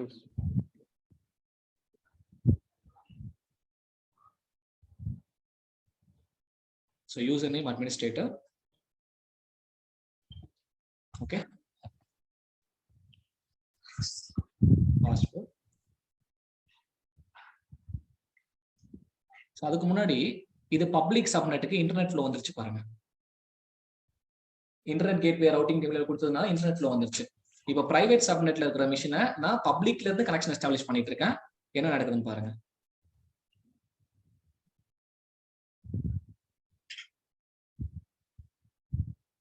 கனெக்ட் ஆயிடுச்சா? இப்போ நான் செக்யூரிட்டி குரூப்ல 0.0.0 கொடுத்ததுனால எனக்கு அங்கிருந்து கனெக்ஷன் எஸ்டாப்ளிஷ் ஆயிடுச்சு. எனக்கு இந்த சப்நெட்ல இருந்து மட்டும்தான் வரணும், இந்த செக்யூரிட்டி குரூப்ல இருந்து வரணும்னு நினைச்சீங்கன்னா அந்த இடத்துல என்ன பண்ணிக்கலாம்? செக்யூரிட்டி குரூப் ஐடியா கொடுத்து. கான்செப்ட் புரியுதா? இன்டர்னலா மட்டும்தான் கனெக்ட் பண்ணணுங்க. இன்டர்னலா கனெக்ட் பண்ணும் போதே எனக்கு பர்டிகுலரா இந்த டிராபிக் மட்டும்தான் இந்த மிஷின்ல இருந்து வரணும்னு நினைச்சீங்கன்னா என்ன பண்ணலாம்? அந்த செக்யூரிட்டி குரூப் ஐடியை கொண்டு வந்து இந்த செக்யூரிட்டி குரூப்போட சோர்ஸ்ல டிக்ளேர் பண்ணிடலாம். இப்ப அதையும் காமிச்சிடுறேன். இந்த மிஷின் பூட் ஆகட்டும். இங்க பாருங்க, என்னோட பப்ளிக் EC2 மிஷினோட security group. Public EC2 machine, click on security group. இது ஐடி காப்பி பண்ணிட்டேனா? ஸோ இங்க போயிட்டு செக்யூரிட்டி இதை கிளிக் பண்ணுங்க. Edit inbound rules. ஒரு ரூல் ஆட் பண்றேன். எல்லா டிராஃபிக்குமே எனக்கு வரணும். எங்க இருந்து வரணும்? இந்த செக்யூரிட்டி குரூப்ல யாரெல்லாம் வராங்களோ அவங்க மட்டும் தான் எனக்கு வரணும் அப்படின்னு நான் சேவ் பண்ணிட்டேன் அப்படின்னா, ஆஸ் பர் திஸ் கான்ஃபிகரேஷன் இங்க யாரெல்லாம் வராங்களோ அவங்க எல்லாம் இது வழியா இந்த மிஷின்குள்ள வந்துடலாம். புரியுதா? நீங்க டைரக்டா 0.0.0 கொடுத்தீங்கன்னா வெளிய இருந்து கனெக்ட் பண்ண முடியாது. ஆனா இன்டர்னலாவே பண்ணிக்கலாம். ஆனா இன்டர்னலாவே எல்லா டிராஃபிக்கும் வரக்கூடாது, வெறும் HTTPSH மட்டும் தான் வரணும்னா அது டிக்ளேர் பண்ணிக்கலாம். புரிஞ்சிருச்சா? All clear? Online? Any doubt so far? Yes. Okay. இப்போ பிரைவேட் சப்நெட்ல இருக்கும். ஐபி அட்ரஸ் பாருங்க. கரெக்டா? இன்டர்நெட் ஃப்ளோ இருக்கா? இல்ல. இப்போ பிரைவேட் மிஷினுக்கு இன்டர்நெட் வேணும் அப்படின்னா என்ன பண்ணணும்? நம்ம நேத்து கிளாஸ்ல சொன்னோம் இல்லையா, NAT கேட்வே. ஸோ அதுதான் நம்மளோட கடைசி ஸ்டெப். இப்போ என்ன பண்ணிட்டோம்னா 2 மிஷின் கிரியேட் பண்ணிட்டோம். ஒரு பப்ளிக் மிஷினை லாகின் பண்ணி இன்டர்நெட் கனெக்ஷன் செக் பண்ணி பார்த்துட்டோம், ஒர்க் ஆயிடுச்சு. Create NAT gateway with elastic IP. இப்போ இந்த டயக்ராம்ல இந்த EC2 மிஷின் பப்ளிக்ல பிரைவேட்ல இருக்கு. இது ஒரு டேட்டா பேஸ் மிஷின் வச்சுக்கோங்க. இதுக்கு வந்து இப்போ இன்டர்நெட்டை ரீச் பண்ற தேவை இருக்கு. பிகாஸ் இன்டர்நெட்ல இருந்து ஏதோ ஒரு பேட்சை டவுன்லோட் பண்ணணும், ஒரு செக்யூரிட்டி பேட்சை டவுன்லோட் பண்ண இந்த மிஷின் நினைக்குது. அப்ப டேட்டா பேஸ் அட்மின்ஸ் என்ன பண்றாங்கன்னா நம்ம கிட்ட வந்து, இப்போ இந்த மிஷின் வந்து பிரைவேட்டா வச்சிருக்கீங்க, எனக்கு வந்து இந்த மிஷினுக்கு வந்து பப்ளிக் ஆக்சஸ் கொடுங்க ஃபார் 1 hour. நான் தான் என்ன பண்ண போறேன், பேட்சஸ் எல்லாம் டவுன்லோட் பண்ண போறேன் அப்படின்னு சொல்லி DBA டீம் கேட்கறாங்க. இப்போ நம்ம என்ன DBA டீம் கேட்டான்னு சொல்லிட்டு டேரக்டா என்ன பண்ணக்கூடாது, இன்டர்நெட் கேட்வே ரவுட்டர் கொடுத்துடக்கூடாது. இப்படி கொடுத்தா என்ன ஆயிடும், இந்த சப்நெட் பப்ளிக் சப்நெட்டா மாறிடும். அப்ப என்ன பண்ணணும்னா ஒரு NAT கேட்வேவை பப்ளிக் சப்நெட்ல கிரியேட் பண்ணணும் வித் எலாஸ்டிக் ஐபி. அது ஏன்னு சொல்றேன், நல்லா லிசன் பண்ணுங்க.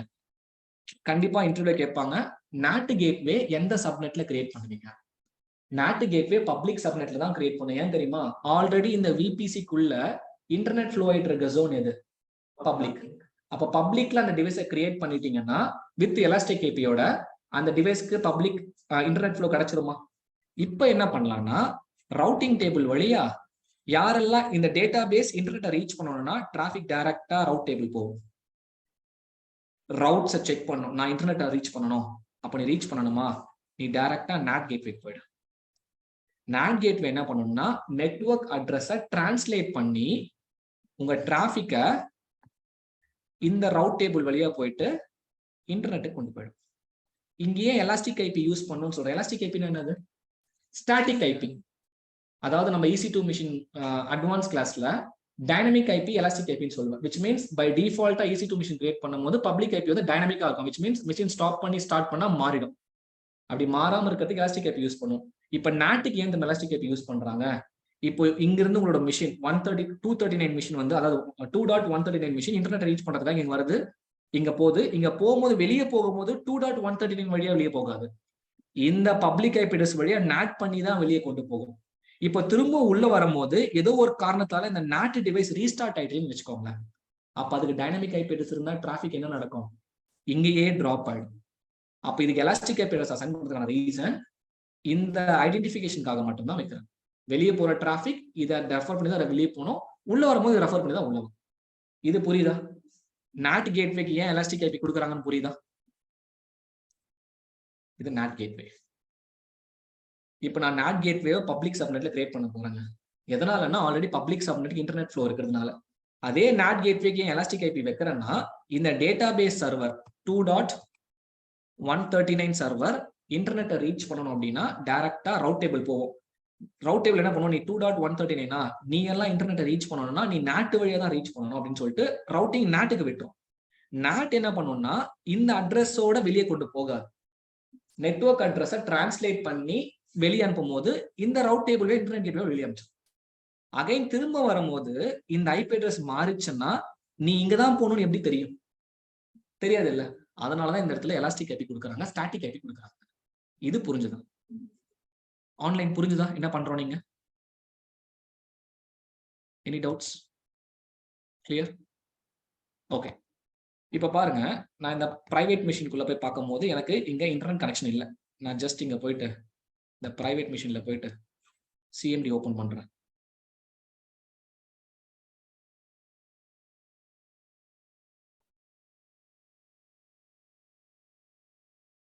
பிரைவேட் மிஷின்ல என்ன பண்ணலாம்? பிங் பண்ணலாம். எதை? Let me king Google DNS. இப்போ உங்க எரர் வரும். என்ன எரர் வரும் சொல்லுங்க பார்க்கலாம். நான் இந்த மாதிரி பிங் பண்ணும்போது 2 வரும்னு சொன்னது. Request time out, destination host unreachable. இப்போ ரிக்வெஸ்ட் டைம் அவுட்னு என்ன சொல்லிருந்தேன்? சர்வர் ரெஸ்பாண்ட் பண்ண மாட்டேங்குது. நம்மளோட பாக்கெட் வெளியே போயிடுச்சு, பட் சர்வர் திரும்ப ரெஸ்பாண்ட் பண்ண மாட்டேங்குது. ஓகே. இப்போ பாருங்க, நான் NAT கிரியேட் பண்றேன். ஸோ விபிசிக்குள்ள வாங்க. NAT gateways, create NAT gateway. இப்போ இந்த கம்ப்ளீட் செட்டப்ல கொஞ்சம் காஸ்ட்லியான சர்வீஸ் NAT தான். ஓகே, NAT கிரியேட் பண்ணி பார்த்துட்டு ப்ராக்டிஸ் பண்ணி பார்த்துட்டு உடனே டெலீட் பண்ணுங்க. நீங்க NAT டெலீட் பண்ண மறந்துட்டீங்கன்னா ஒரு நாளைக்கு 300 ரூபா பில் வரும். ஒரு நாளைக்கு 300 ரூபா பில் வரும். 10 நாள் விட்டீங்கன்னா எவ்வளோ? ஒரு மாசம் விட்டீங்கன்னா 10,000 ரூபாய் பில் பே பண்ணணும். அதனால make sure that NAT gateway create பண்ணி ப்ராக்டிஸ் பண்ணி பார்த்துட்டு கையோட டெலீட் பண்ணிடுங்க. ஓகே, அப்போ நான் இப்போ கிரியேட் பண்ணதுல இருந்தே உங்களுக்கு காஸ்ட் தான். அப்போ மினிமம் ஒரு 10-15 ரூபாச்சும் பில்லு வரும்னு சொல்றேன். எதனால பில் வந்ததுன்னா NAT மாதிரி தான். ஓகே, ஸோ இங்க போயிட்டு கிரீன்ஸ் NAT கேட்வே அப்படின்னு கொடுத்துட்டு எந்த சப்நெட்ல கிரியேட் பண்ணணும்? NAT கேட்வே எந்த சப்நெட்ல கிரியேட் பண்ணணும்னா பப்ளிக் சப்நெட். எந்த சப்நெட்டுக்கு ரவுட் பண்ணணும்? பிரைவேட். Allocate elastic IP. கிடைச்சிருச்சு ஒரு ஐபி அட்ரஸ். இந்த எலாஸ்டிக் ஐபியும் காசு தான். Okay, create NAT gateway. AWS கொடுக்குற default IP address public IP address cost கிடையாது.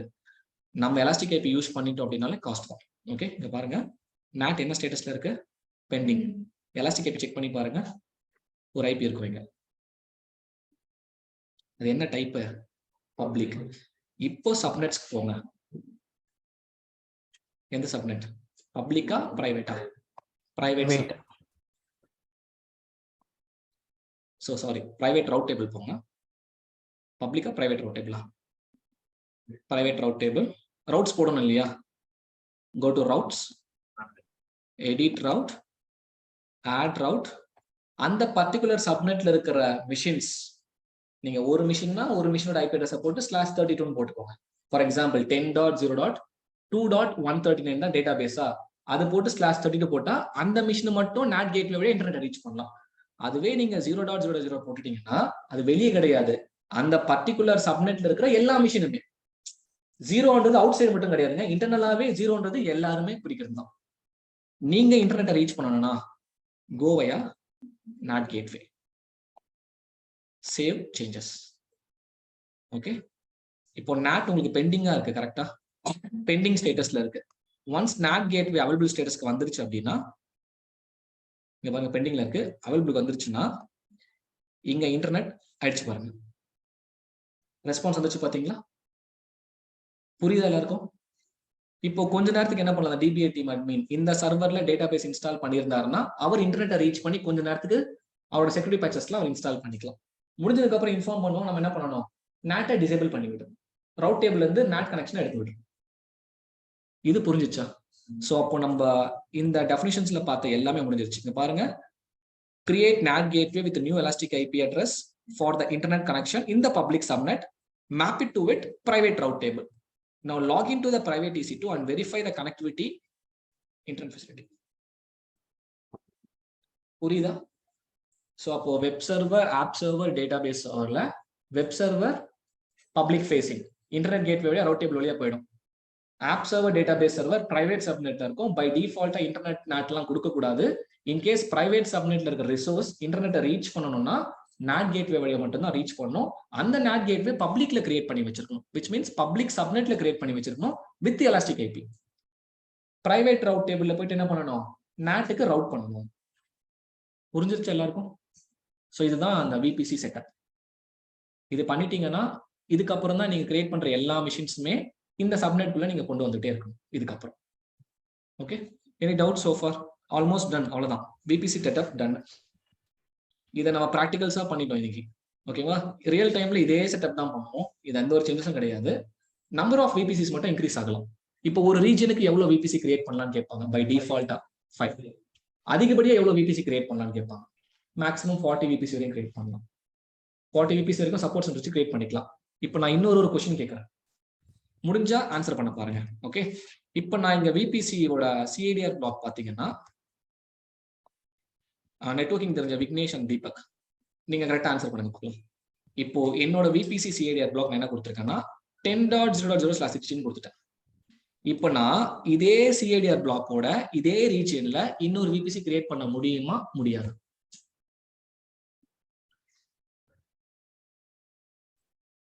விக்னேஷ், கொஸ்டின் புரிஞ்சுதா? சேம் சிஐடிஆர் பிளாக்கோட இதே ரீஜன்ல இன்னொரு விபிசி என்னால கிரியேட் பண்ண முடியுமா, முடியாதா?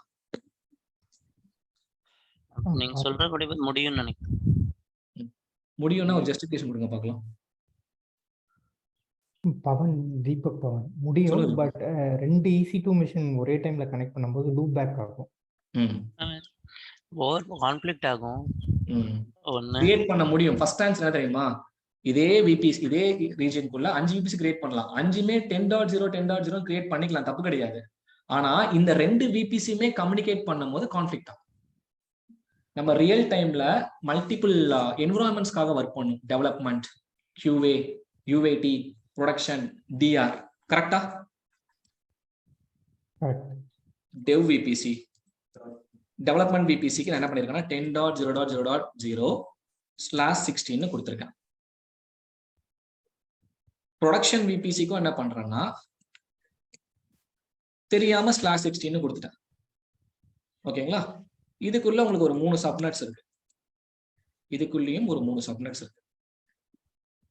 இந்த 3 சப்நெட் என்ன ரேஞ்ச்ல கிரியேட் பண்ணீங்கன்னா 10.0.1.0/24, 2.0/24, 3.0/24 கிரியேட் பண்ணிட்டீங்க. சேம் லைக் தட் இங்க என்ன பண்ணுவீங்க, கிரியேட் பண்ணிட்டீங்க. இப்போ 2 விபிசி ஒரே சிஐடிஆர் பிளாக் ஒரே சப்நெட்டோட கிரியேட் பண்ணிட்டீங்க. ஒரு பிரச்சனையும் கிடையாது. ஒரு தேவை இருக்கும், எப்ப தெரியுமா? ப்ரொடக்ஷன் நெட்வொர்க்ல இருந்து டெவலப்மெண்ட் நெட்வொர்க்கு ஒரு கனெக்ஷன் எஸ்டாப்ளிஷ் பண்ற தேவை இருக்கும். சம்டைம்ஸ் கிளைண்ட் சொல்லுவான், டெவலப்மெண்ட் விபிசில அப்டேட்டட் கண்டென்ட் இந்த பர்டிகுலர் சப்நெட்ல இருக்கிற EC2 மிஷின்ல இருக்குமா, எடுத்துக்கோங்க அப்படின்னு. ஓகே, அப்போ நீங்க கனெக்ட் பண்ற அந்த EC2 மிஷினும் இந்த சப்நெட்ல இருக்கிற EC2 மிஷினும் ஒரே IP அட்ரஸ் அசைன் ஆகாத என்ன நிச்சு? கரெக்டா? அப்படி அசைன் ஆயிடுச்சுன்னா என்ன நடக்கும்? கான்ஃப்ளிக்ட் ஆயிடுச்சு. சரி, இப்போ எனக்கு என்ன டவுட்னா, இப்போ 2 விபிசி ஒரே இதுல கிரியேட் பண்றீங்க. சோ இன்டர்னலி அது வந்து ஐசோலேட்டடா தான் இருக்கும் இல்ல? இந்த 10க்கு அவன் டிஃபால்ட்டா ஐசோலேட்டடா தான் இருக்கும். நான் சொல்ற பாயிண்ட் புரிஞ்சதுன்னா உங்களுக்கு உங்ககிட்ட ஆன்சர் இருக்கும். பை டிஃபால்ட்டா ரெண்டுமே ஐசோலேட்டா தான் இருக்கும். கனெக்டிவிட்டி எஸ்டாப்லிஷ் ரெண்டுமே பண்ணும்போது நான் விபிசி பியரிங்ன்ற கான்செப்ட்ல ரெண்டுத்தையும் பேச வைக்கும்போது, பியரிங்னா என்னது? Connecting between 2 விபிசிஸ். அப்படி பேச வைக்கும்போது இந்த சப்நெட்ல ஒரு IP அட்ரஸ் இருக்குப்பா. என்ன IP அட்ரஸ் அப்படின்னு சொல்ல பாருங்க. ஃபார் எக்ஸாம்பிள் இந்த 10.0.1.0 சப்நெட்ல 10.0.1.14 ஒரு IP அட்ரஸ் கிரியேட் ஆயிருக்கு. இதுக்குள்ளேயும் 40 அட்ரஸ் கிரியேட் ஆகுமா, ஆகாது? ஆகும். இப்போ இந்த மிஷினை ரீச் பண்ணும்போது கான்ஃபிளிக்ட் அடிக்குமா அடிக்காது?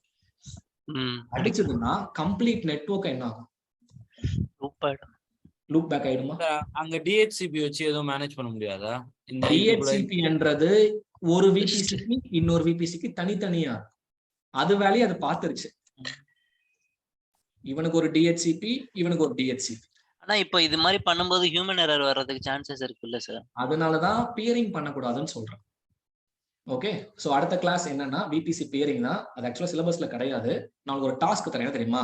இப்ப நான் ஆர்டிபி வச்சு கனெக்ஷன் எஸ்டாப்ளிஷ் பண்ணிருக்கேன்ல, சேம் செட்டப்பை லைனக்ஸ் மிஷின் வச்சு பண்ணுங்க. இப்போ ஆர்டிபி எடுத்துட்டோம், ஆனா லைனக்ஸ் மிஷின்ல கீபேர் லெவல்ல சில சேஞ்சஸ் பண்ணி தான் என்ன பண்ணணும் நீங்க விபிசி பியரிங், அந்த விபிசி கம்யூனிகேஷன் எஸ்டாப்ளிஷ் பண்ணணும். ஒரு RDP to RDP by default அந்த மாதிரி ஒர்க் பண்ணிக்கலாம். ஆனா எஸ்எஸ்ஹெச் பண்ணும்போது கீபேர் லெவல்ல சில சேஞ்சஸ் பண்ணணும். அது நீங்க பண்ணிட்டு எனக்கு அவுட்புட் கொடுத்தீங்கன்னு வச்சுக்கோங்களேன், நான் உங்களுக்கு விபிசி பியரிங்கான ஒரு டாக்குமெண்ட் தருவேன். Okay, VBC bearing is nothing but how will you connect two different VPCs ஒரு क्वेश्चन கேட்பாங்க. அப்பதான் விபிசி பியரிங் ஒரு ஆன்சர். அந்த விபிசி பியரிங் பண்ணனும்னா ஒரு ப்ரீ ரிக்வெஸ்ட் இருக்கு தெரியுமா? ரெண்டு விபிசியும் ஒரே சிஏடிஆர் பிளாக்ல வைக்க கூடாது. அதான் ரூல் நம்பர் 1. ரெண்டு விபிசி பேசிக்கணும் அப்படின்னா ரெண்டுமே ஒரே நெட்வொர்க்ல இருக்க கூடாது. ஒரே சிஏடிஆர், ஒரே நெட்வொர்க், ஒரே நெட்வொர்க், ஒரே சிஏடிஆர் விட்டுருங்க, சேம் நெட்வொர்க். இந்த 10 நெட்வொர்க், இந்த 10 நெட்வொர்க்ல ஒரே விபிசி இருக்கக்கூடாது. எப்ப தெரியுமா? நீங்க விபிசி பியரிங் என்ற கான்செப்ட் போகும்போது அப்படி இருந்துச்சுன்னா இந்த மாதிரி இன்டர்னலா நடக்கிற ஒரு திங்ஸ்க்கு கான்ஃபிளிக்ட் அடிக்க வாய்ப்பு இருக்கு.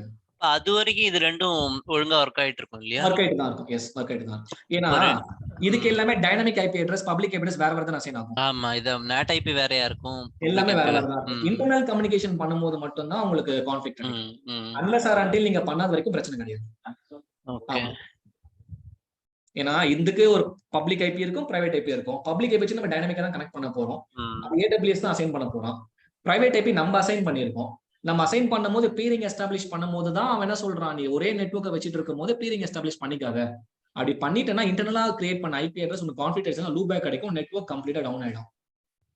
So make sure on that VPC peering பண்ணும்போது உங்களோட நெட்வொர்க் டிஃபரெண்ட் ரேஞ்ச்ல வச்சுக்கோங்க. ஒன்னு 10 நெட்வொர்க், 20 நெட்வொர்க், 30 நெட்வொர்க், 40 நெட்வொர்க். இப்ப நான் டிஃபரெண்ட் ஒரே ரேஞ்ச்ல வச்சு பண்ணா எனக்கு எரர் அடிக்குமா, சொல்லிடுமா? இல்ல பியரிங்கே பண்ண முடியாது, பியரிங்கே அலோ பண்ணாது. ஓகே, ஓகேங்களா? அது ஃபர்ஸ்ட் ரூலே அதுதான். நீங்க விபிசி பியரிங் பண்ணணும்னு நினைச்சீங்கன்னா your network should be in a different network range should be in a different, it should be not in the same range. அது மட்டும் பண்ணிக்கோங்க. ஓகேவா? சோ இந்த டாஸ்க் எனக்கு முடிச்சிட்டு கொடுங்க, நான் உங்களுக்கு விபிசி பியரிங்கான ஒரு டாக்குமெண்ட் தரேன். அதை வச்சு நீங்க எஸ்டாப்ளிஷ் பண்ணுங்க. அதையும் முடிச்சுட்டு எனக்கு டாக்குமெண்ட் கொடுத்தீங்கன்னா நான் உங்களுக்கு டிரான்சிட் கேட்வே ஒரு கான்செப்ட் இருக்கு, அதையும் நான் எக்ஸ்ப்ளோர் பண்றேன். டிரான்சிட் கேட்வே உங்களுக்கு புரிஞ்சிச்சுன்னா side to side VPN class ஆரம்பிக்கும் போது சொன்னா அதை பத்தியும் சொல்லித்தரேன். சிலபஸ்ல இருக்கிறது விபிசி மட்டும் தாங்க. விபிசியை தாண்டி இருக்கிறது தான் VPC peering, transit gateway, side to side VPN. Okay, எல்லாருக்குமே விபிசி தெரியும், விபிசி பியரிங் தெரியும். கொஞ்சம் பேருக்கு தான் டிரான்சிட் கேட்வே தெரியும், கொஞ்சம் பேருக்கு தான் சைட் டு சைட் VPN தெரியும். இப்போ இந்த 5 பேர் நம்ம படிச்சுட்டு நெட்வொர்க் நம்மளோட ரெஸ்யூம்ல அப்டேட் பண்ணிட்டோம்னா நம்ம நெட்வொர்க்கிங் கான்செப்ட்ஸ் ஆஃப் AWSல ஸ்ட்ராங் ஆயிடும். அதுக்கு முதல்ல பேஸ் வந்து இந்த விபிசி நீங்க முடிச்சிடணும். லைனக்ஸ்லயே முடிச்சிருங்க. இதே விண்டோஸ் பண்ணாம லைனக்ஸ்ல இந்த மாதிரி பிங் பண்ணி பார்த்து முடிச்சிருங்க. இந்த லைனக்ஸ்ல ஒன்றும் இல்லை, பிரைவேட் குள்ள SSH பண்ணிட்டு எனக்கு பிங் பண்ணி பாருங்க பிரைவேட் மிஷின்குள்ள வந்துட்டேன் அப்படின்னு காமிச்சு எனக்கு இந்த மாதிரி பிங் ஸ்டேட்டஸ் எடுத்து கொடுத்துருங்க. இப்போ எப்படி டெலீட் பண்ணணும் நான் சொல்றேன். இப்போ டெலீட் பண்றதுன்றது நம்ம போயிட்டு டைரக்டா இன்ஆர்டர்ல டெலீட் பண்ணக்கூடாது. டைரக்டா போயிட்டு விபிசி பாருங்களேன், நான் போயிட்டு ஆக்ஷன்ல போயிட்டு விபிசி முதல்ல கிரியேட் பண்ணோம், முதல்ல விபிசி டெலீட் பண்ணலாமே அப்படின்னு டெலீட் பண்ண முடியாது. முதல்ல என்ன டெலீட் பண்ணணும், EC2 மிஷின் டெலீட் பண்ணணும். ஏன்னா EC2 மிஷின் எதுக்குள்ள இருக்கு, அந்த நெட்வொர்க் குள்ள இருக்கு. முதல்ல ரெண்டு தூக்கி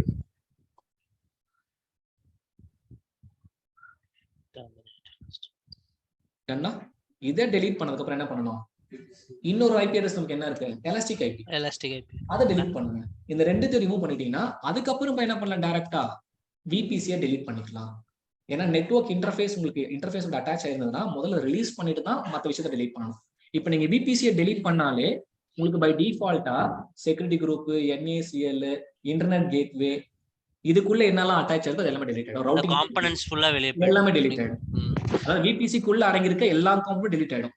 இப்போ நம்ம EC2வும் எலாஸ்டிக் ஐபியும் விபிசி கூட கிரியேட் பண்ணாம தனியா கிரியேட் பண்ணோம், தனியா தான் கிரியேட் பண்ணணும். கிரியேட் பண்ணி முடிஞ்சதுக்கு அப்புறம் தான் அது கிரியேட் பண்ணும். கரெக்டா? அப்ப அந்த நெட்வொர்க் இன்டர்ஃபேஸ்ல ரிலீஸ் பண்ணணும். இப்போ பாருங்களேன், இதெல்லாம் ரிலீஸ் பண்ணிட்டேன்னா இது ப்ராப்பரா டெர்மினேட் ஆனதுக்கு அப்புறம் நம்ம பண்ணலாம். மீன்வேல் என்ன பண்றேன்னா இந்த எலாஸ்டிக் ஐபி என்ன பண்றேன், NAT கேட்வே போங்க. NAT. Okay, actions, delete NAT. டெலிட்டிங்கா? NAT delete ஆனா இது delete ஆகும் நினைக்கிறீங்களா? நம்ம தான் NAT கூட எலாஸ்டிக் ஐபி நம்ம தான் மேனுவலா மேப் பண்ணுவோம். ஓகேவா? அப்ப நம்ம தான் என்ன பண்ணணும், இங்க இருந்து ரிலீஸ் பண்ணணும். cannot be released with associate ID because இன்னும் NAT உங்களுக்கு ரிலீஸ் ப்ராப்பரா delete ஆகல. சோ NAT ரிலீஸ் ஆனதுக்கு அப்புறம் என்ன பண்ணுங்க, எலாஸ்டிக் ஐபியை ரிலீஸ் பண்ணி விட்டுருங்க. இங்க இருந்து ரிலீஸ் பண்ணும். இப்போ அசோசியேட்ல இருக்குது NAT கூட, NAT delete ஆனதுக்கு அப்புறம் அந்த இன்டர்ஃபேஸ்ல இருந்து நம்ம ரிலீஸ் பண்ணிடலாம். மேக் ஷூர் தட் நீங்க இந்த செட்டப் பண்ணி முடிச்சதுக்கு அப்புறம் NAT கேட்வே delete ஆயிருக்கணும், எலாஸ்டிக் ஐபி delete ஆயிருக்கணும், உங்க 2 EC2 மிஷின் delete ஆயிருக்கணும். VPC நீங்க கிரியேட் பண்ண VPC மட்டும் delete பண்ணுங்க. டிஃபால்ட் VPC delete பண்ணிட்டீங்கன்னா இதுக்கப்புறம் இந்த ஸ்பெசிபிக் ரீஜியன்ல உங்களால ஒர்க் பண்ண முடியும். ஆனா பண்ண விட மாட்டீங்க. மேக்ஸிமம் ஆகாது அது. முன்னெல்லாம் delete ஆயிடும் தெரியுமா? முன்னெல்லாம் நீங்க தெரியாம கூட delete பண்ணிட்டீங்கன்னு வச்சுக்கோங்களேன், delete ஆயிடும். இப்போ AWS என்ன பண்ணாங்க, இந்த மாதிரி பண்றாங்கன்னு சொல்லிட்டு delete பண்ண விடாது கிடையாது. ஓகே, தெரியாம delete பண்ணிடுறாங்க. delete பண்ணி என்ன பண்றாங்க, பசங்க எல்லாம் சப்போர்ட்ஸ்ல ரீச் பண்ணி நெட் கனெக்ட் ஆகலான்றாங்க. நிறைய பேர் இன்டர்நெட் கேட்வே delete பண்ணிடுவாங்க. இன்டர்நெட் கேட்வே மட்டும் delete பண்ணி விட்டுட்டு என்னால EC2 மிஷின் எல்லாம் கனெக்ஷன் எஸ்டாப்ளிஷ் பண்ண முடியல. ஆனா என்ன பண்ணுவாங்க, எல்லாம் செக் பண்ணுவாங்க, ரவுட் டேபிள் செக் பண்ணுவாங்க, செக்யூரிட்டி குரூப் பார்ப்பாங்க, NSL பார்ப்பாங்க, எல்லாம் பார்ப்பாங்க. ஆனா இன்டர்நெட் கேட்வேன்ற காம்போனன்ட் அவங்க அட்டாச் பண்ணாம விட்டுருப்பாங்க, அதை delete பண்ணிருப்பாங்க. நம்மளால நெட் வழியா கனெக்ட் பண்ண முடியாது. அந்த இந்த காம்போனன்ட்ஸ் எல்லாம் ஒர்க் ஆகுது மட்டும் நம்ம புரிஞ்சுக்கிட்டனாலே வேலை முடிஞ்சிச்சு. ஸோ இதை ரிலீஸ் பண்ணிட்டு நம்ம VPC-யை டெஸ்ட்ராய் பண்ணோம்னா கம்ப்ளீட்டா எல்லா காம்போனன்ட்ஸும் டெலிட் ஆயிடும். இது என்னென்ன சர்வீஸ் ஏதாவது ரன்ல இருக்குன்னு எப்படி சார் பாக்குறது? அதான் குளோபலா ஏதாவது டேஷ்போர்ட் மாதிரி இருக்கா சார்? ஆக்சுவலி இப்போ நீங்க இருக்கு. இந்த குளோபல் வியூ இருக்கு பாத்தீங்களா? இது EC2க்கு மட்டும் தானே? EC2 குளோபல் வியூலயே EC2 எதுக்குள்ள வருது? EC2 எதுக்குள்ள வருது? குளோபல் சர்வீசஸ் VPC குள்ள வருது. ஓகே சோ இங்க காட்டுது பாருங்க. இப்போ எவ்வளவு நம்பர் ஆஃப் VPCs உங்களுக்கு அவைலபிளா இருக்கு. அப்படியே ஸ்க்ரோல் பண்ணீங்கன்னா உங்களுக்கு இங்கேயே லோட் ஆயிடும். எல்லாமே காட்டும். எல்லா ரீஜன்ல ஒண்ணு காட்டும். அந்த ஒண்ணு விட்டுருங்க. எக்ஸ்ட்ராவா இருக்கிறது உங்களுக்கு டூல் காட்டுது பாத்தீங்களா? அந்த ரீஜன் நேவிகேட் பண்ணி நீங்க கிரியேட் பண்ண VPC delete பண்ணுங்க. இது கம்ப்ளீட் ரீஜன்ஸோட ரிப்போர்ட் எடுக்கும். நம்ம ஸ்பெசிஃபிக்கா ஃபிராங்க்ஃபர்ட் மட்டும் ஃபில்டர் பண்ணி என்ன பண்ணலாம், அங்க எவ்வளவு VPC வருதுன்னு பாத்துக்கலாம்.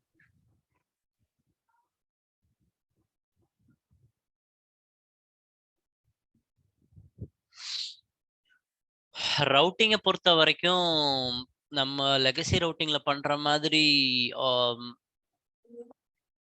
இப்போ இது ஒரு ஸ்டாட்டிக் ரவுட் மாதிரி தான் ஆக்ட் ஆகும் இல்லையா? எக்ஸாக்ட்லி. ஓகே, இன்னொன்னு என்னன்னா இதுல டைனமிக் ரவுட்டிங் இங்க AWSல இருக்கா இல்லையா சார்? ஆக்சுவலி இருக்கு, டைனமிக் ரவுட்டிங் கூட இருக்கு. பட் பை டிஃபால்ட்டா அவங்க கொடுக்கிறது இந்த ஸ்டாட்டிக் ரவுட்டிங். ஓகே, நம்ம தான் ரவுட் ஆட். ரியல் டைம்ல நம்ம டைனமிக் ரவுட்டிங்லாம் யூஸ் பண்றோமா? இல்ல ஸ்டாட்டிக் தான் யூஸ் பண்ணுவோம். AWSல ஸ்டாட்டிக் தான் யூஸ் பண்ணுவோம்.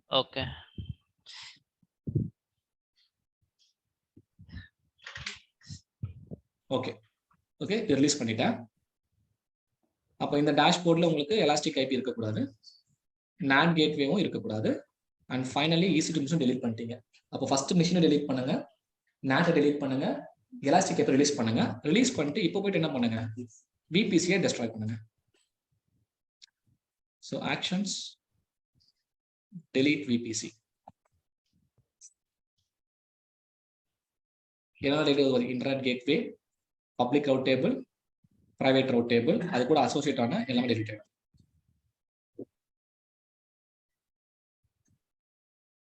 என்ன? That's it. So totally 8 resources deleted. Clear? இந்த செஷனோட நோட்ஸ் அண்ட் டாக்குமெண்ட் நான் உங்களுக்கு சென்ட் பண்றேன். ஓகே, ஒர்க் பண்ணி பார்த்துட்டு எனக்கு அப்டேட் பண்ணுங்க. ஓகேவா? VPC பேரிங்ன்றதை நீங்க முடிச்சுட்டு டாக்குமெண்ட் வாங்கிக்கோங்க. ஸோ இங்கே ஃப்ராங்க்ஃபர்ட்ல 2 காட்டுது பார்த்தீங்களா? ஏன் 2 காட்டுது? இன்னும் அப்டேட் ஆகலை, இப்போதான் டெலீட் பண்ணேன். ஓகேவா? ஸோ இப்போ நம்ம ரீஜியன்ல 2 காட்டுது, ரிமைனிங் எல்லாமே ஒன்று தான் காட்டும். இதெல்லாம் இந்த அக்கௌண்ட்டுக்கு நாங்கள் டிசேபிள் பண்ணி வச்சிருக்க ரீஜியன்ஸ். இந்த அக்கௌண்ட் நான் போன வருஷம் கிரியேட் பண்ணேன். உங்க அக்கௌண்ட்லாம் எனேபிளா இருக்கா இந்த ரீஜன்ஸ்லாம்? அதாவது என்ன கேட்குறேன்னா, இங்க கிளிக் பண்ண உடனே இங்க போய் கிளிக் பண்றேன். ஒரு 10 ரீஜன் வந்து டிசேபிள்டா இருக்கா இல்ல எல்லாமே எனேபிளா இருக்கா உங்களுக்கு? சில டிசேபிள் தான் இருக்கா? டிசேபிள் இருக்கு. வேணும்னா எனேபிள் பண்ணிக்கலாம். ஓகேவா? ஏன்னா இதெல்லாம் இப்போ ரீசெண்டா வந்த ரீஜியன்ஸ். ஓகே, இப்போ ரீசெண்டா இந்த 2022ல இருந்து 23க்குள்ள வந்த ரீஜியன்ஸ். பை டிஃபால்ட்டா அதை டிசேபிள் பண்ணி வச்சிருக்கான். வேணும்னா என்ன பண்ணலாம், போயிட்டு நம்ம எனேபிள் பண்ணிக்கலாம்.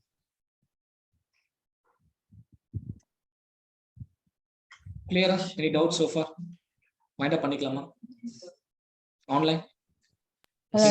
ஒரு சிங்கிள் சப்நெட் வந்து can be connected to multiple VC or not? பண்ணிக்கலாங்க, பண்ணிக்கலாம். 1 செகண்ட் பண்ணிக்கலாங்க, தாராளமா பண்ணிக்கலாம். சரி, இன்னொரு கொஸ்டின் நான் கேட்கறேன், லிசன் பண்ணுங்க. இப்போ நம்ம சிஐடிஆர் பிளாக் வந்து ஒரு ரேஞ்ச் கிரியேட் பண்ணிட்டோமா, சப்நெட்டும் கிரியேட் பண்ணிட்டோம். அதை நான் எடிட் பண்ண முடியுமா முடியாதுன்னு பார்க்க சொல்லி தெரியாம 10.0.1.0 கொடுக்காம 10.0 கொடுத்து கிரியேட் பண்ணிட்டேன். இதை நான் டெலிட் பண்ணக்கூடாதுன்னு தெரியுமா? அதுக்குள்ள நிறைய மிஷினும் ஆன்போர்ட் பண்ணிட்டேன்.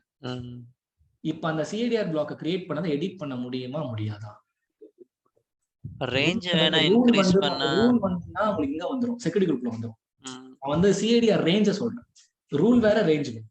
ரூல்ன்றது அங்க ஆட் பண்ணிக்கிட்டே வரும். 22 HTTP அதுதான் ரூல்ஸ். ரேஞ்ச்ன்றது ஆல்ரெடி 251 ஐபி அட்ரஸ் தான் வேணும்னு கிரியேட் பண்ணிட்டீங்க. ஓகேங்களா? இப்ப என்ன தேவைப்படுதுன்னா அதே இதுல உங்களுக்கு எக்ஸ்ட்ராவா தேவைப்படுது. 251 இல்ல, ஒரு 300 வேணும் நினைக்கிறீங்க. அதை எடிட் பண்ணி இன்க்ரீஸ் பண்ண முடியுமான்னு கேட்கறேன். இது இன்க்ரீஸோ டிக்ரீஸோ, நீங்க ஒன்ஸ் கிரியேட் பண்ணப்பட்டதை இன்க்ரீஸ் பண்ண முடியுமா டிக்ரீஸ் பண்ண முடியுமா இல்ல எதுவுமே பண்ண முடியாது? எக்ஸிஸ்டிங் மெஷின்ஸ் கை வைக்காம இருக்கணும் இல்லையா? அதாவது பண்ண முடியுமா? சும்மா கிரியேட் பண்ணி எடிட் பண்ணி பாருங்க. கிரியேட் பண்ண சிஐடிஆர் பிளாக் டிபிசியை நம்ம எடிட் பண்ண முடியுமா? கிரியேட் பண்ண சப்நெட்ஸோட ரேஞ்ச் நம்ம எடிட் பண்ண முடியுமா? அது கேட்டு பார்ப்பாங்க. நீங்க போய் ப்ராக்டிகல்ஸ் பண்ணி பார்த்தீங்கன்னா தெரிஞ்சிடும். ஓகேவா? ஸோ நான் வைண்ட் அப் பண்ணிக்கிறேன். ஓகே, நெக்ஸ்ட் செஷன் வந்து நம்ம ஃப்ரைடே நாளைக்கு கூட ஒரு செஷன் பார்க்கலாம். ஓகே, நேற்று பவர் இஷ்யூனால பண்ண முடியல. ஸோ முடிஞ்சளவுக்கு நாளைக்கு கூட நம்ம இன்னொரு செஷன் கனெக்ட் பண்ணலாம். ஓகேவா? தேங்க்யூ guys, தேங்க்யூ, பாய். நாளைக்கு என்ன கிளாஸ் இருக்கும்? செஷன் நான் அப்டேட் பண்ணிக்கிறேன். சரி sir. Okay, thank you. Yeah. Thank you.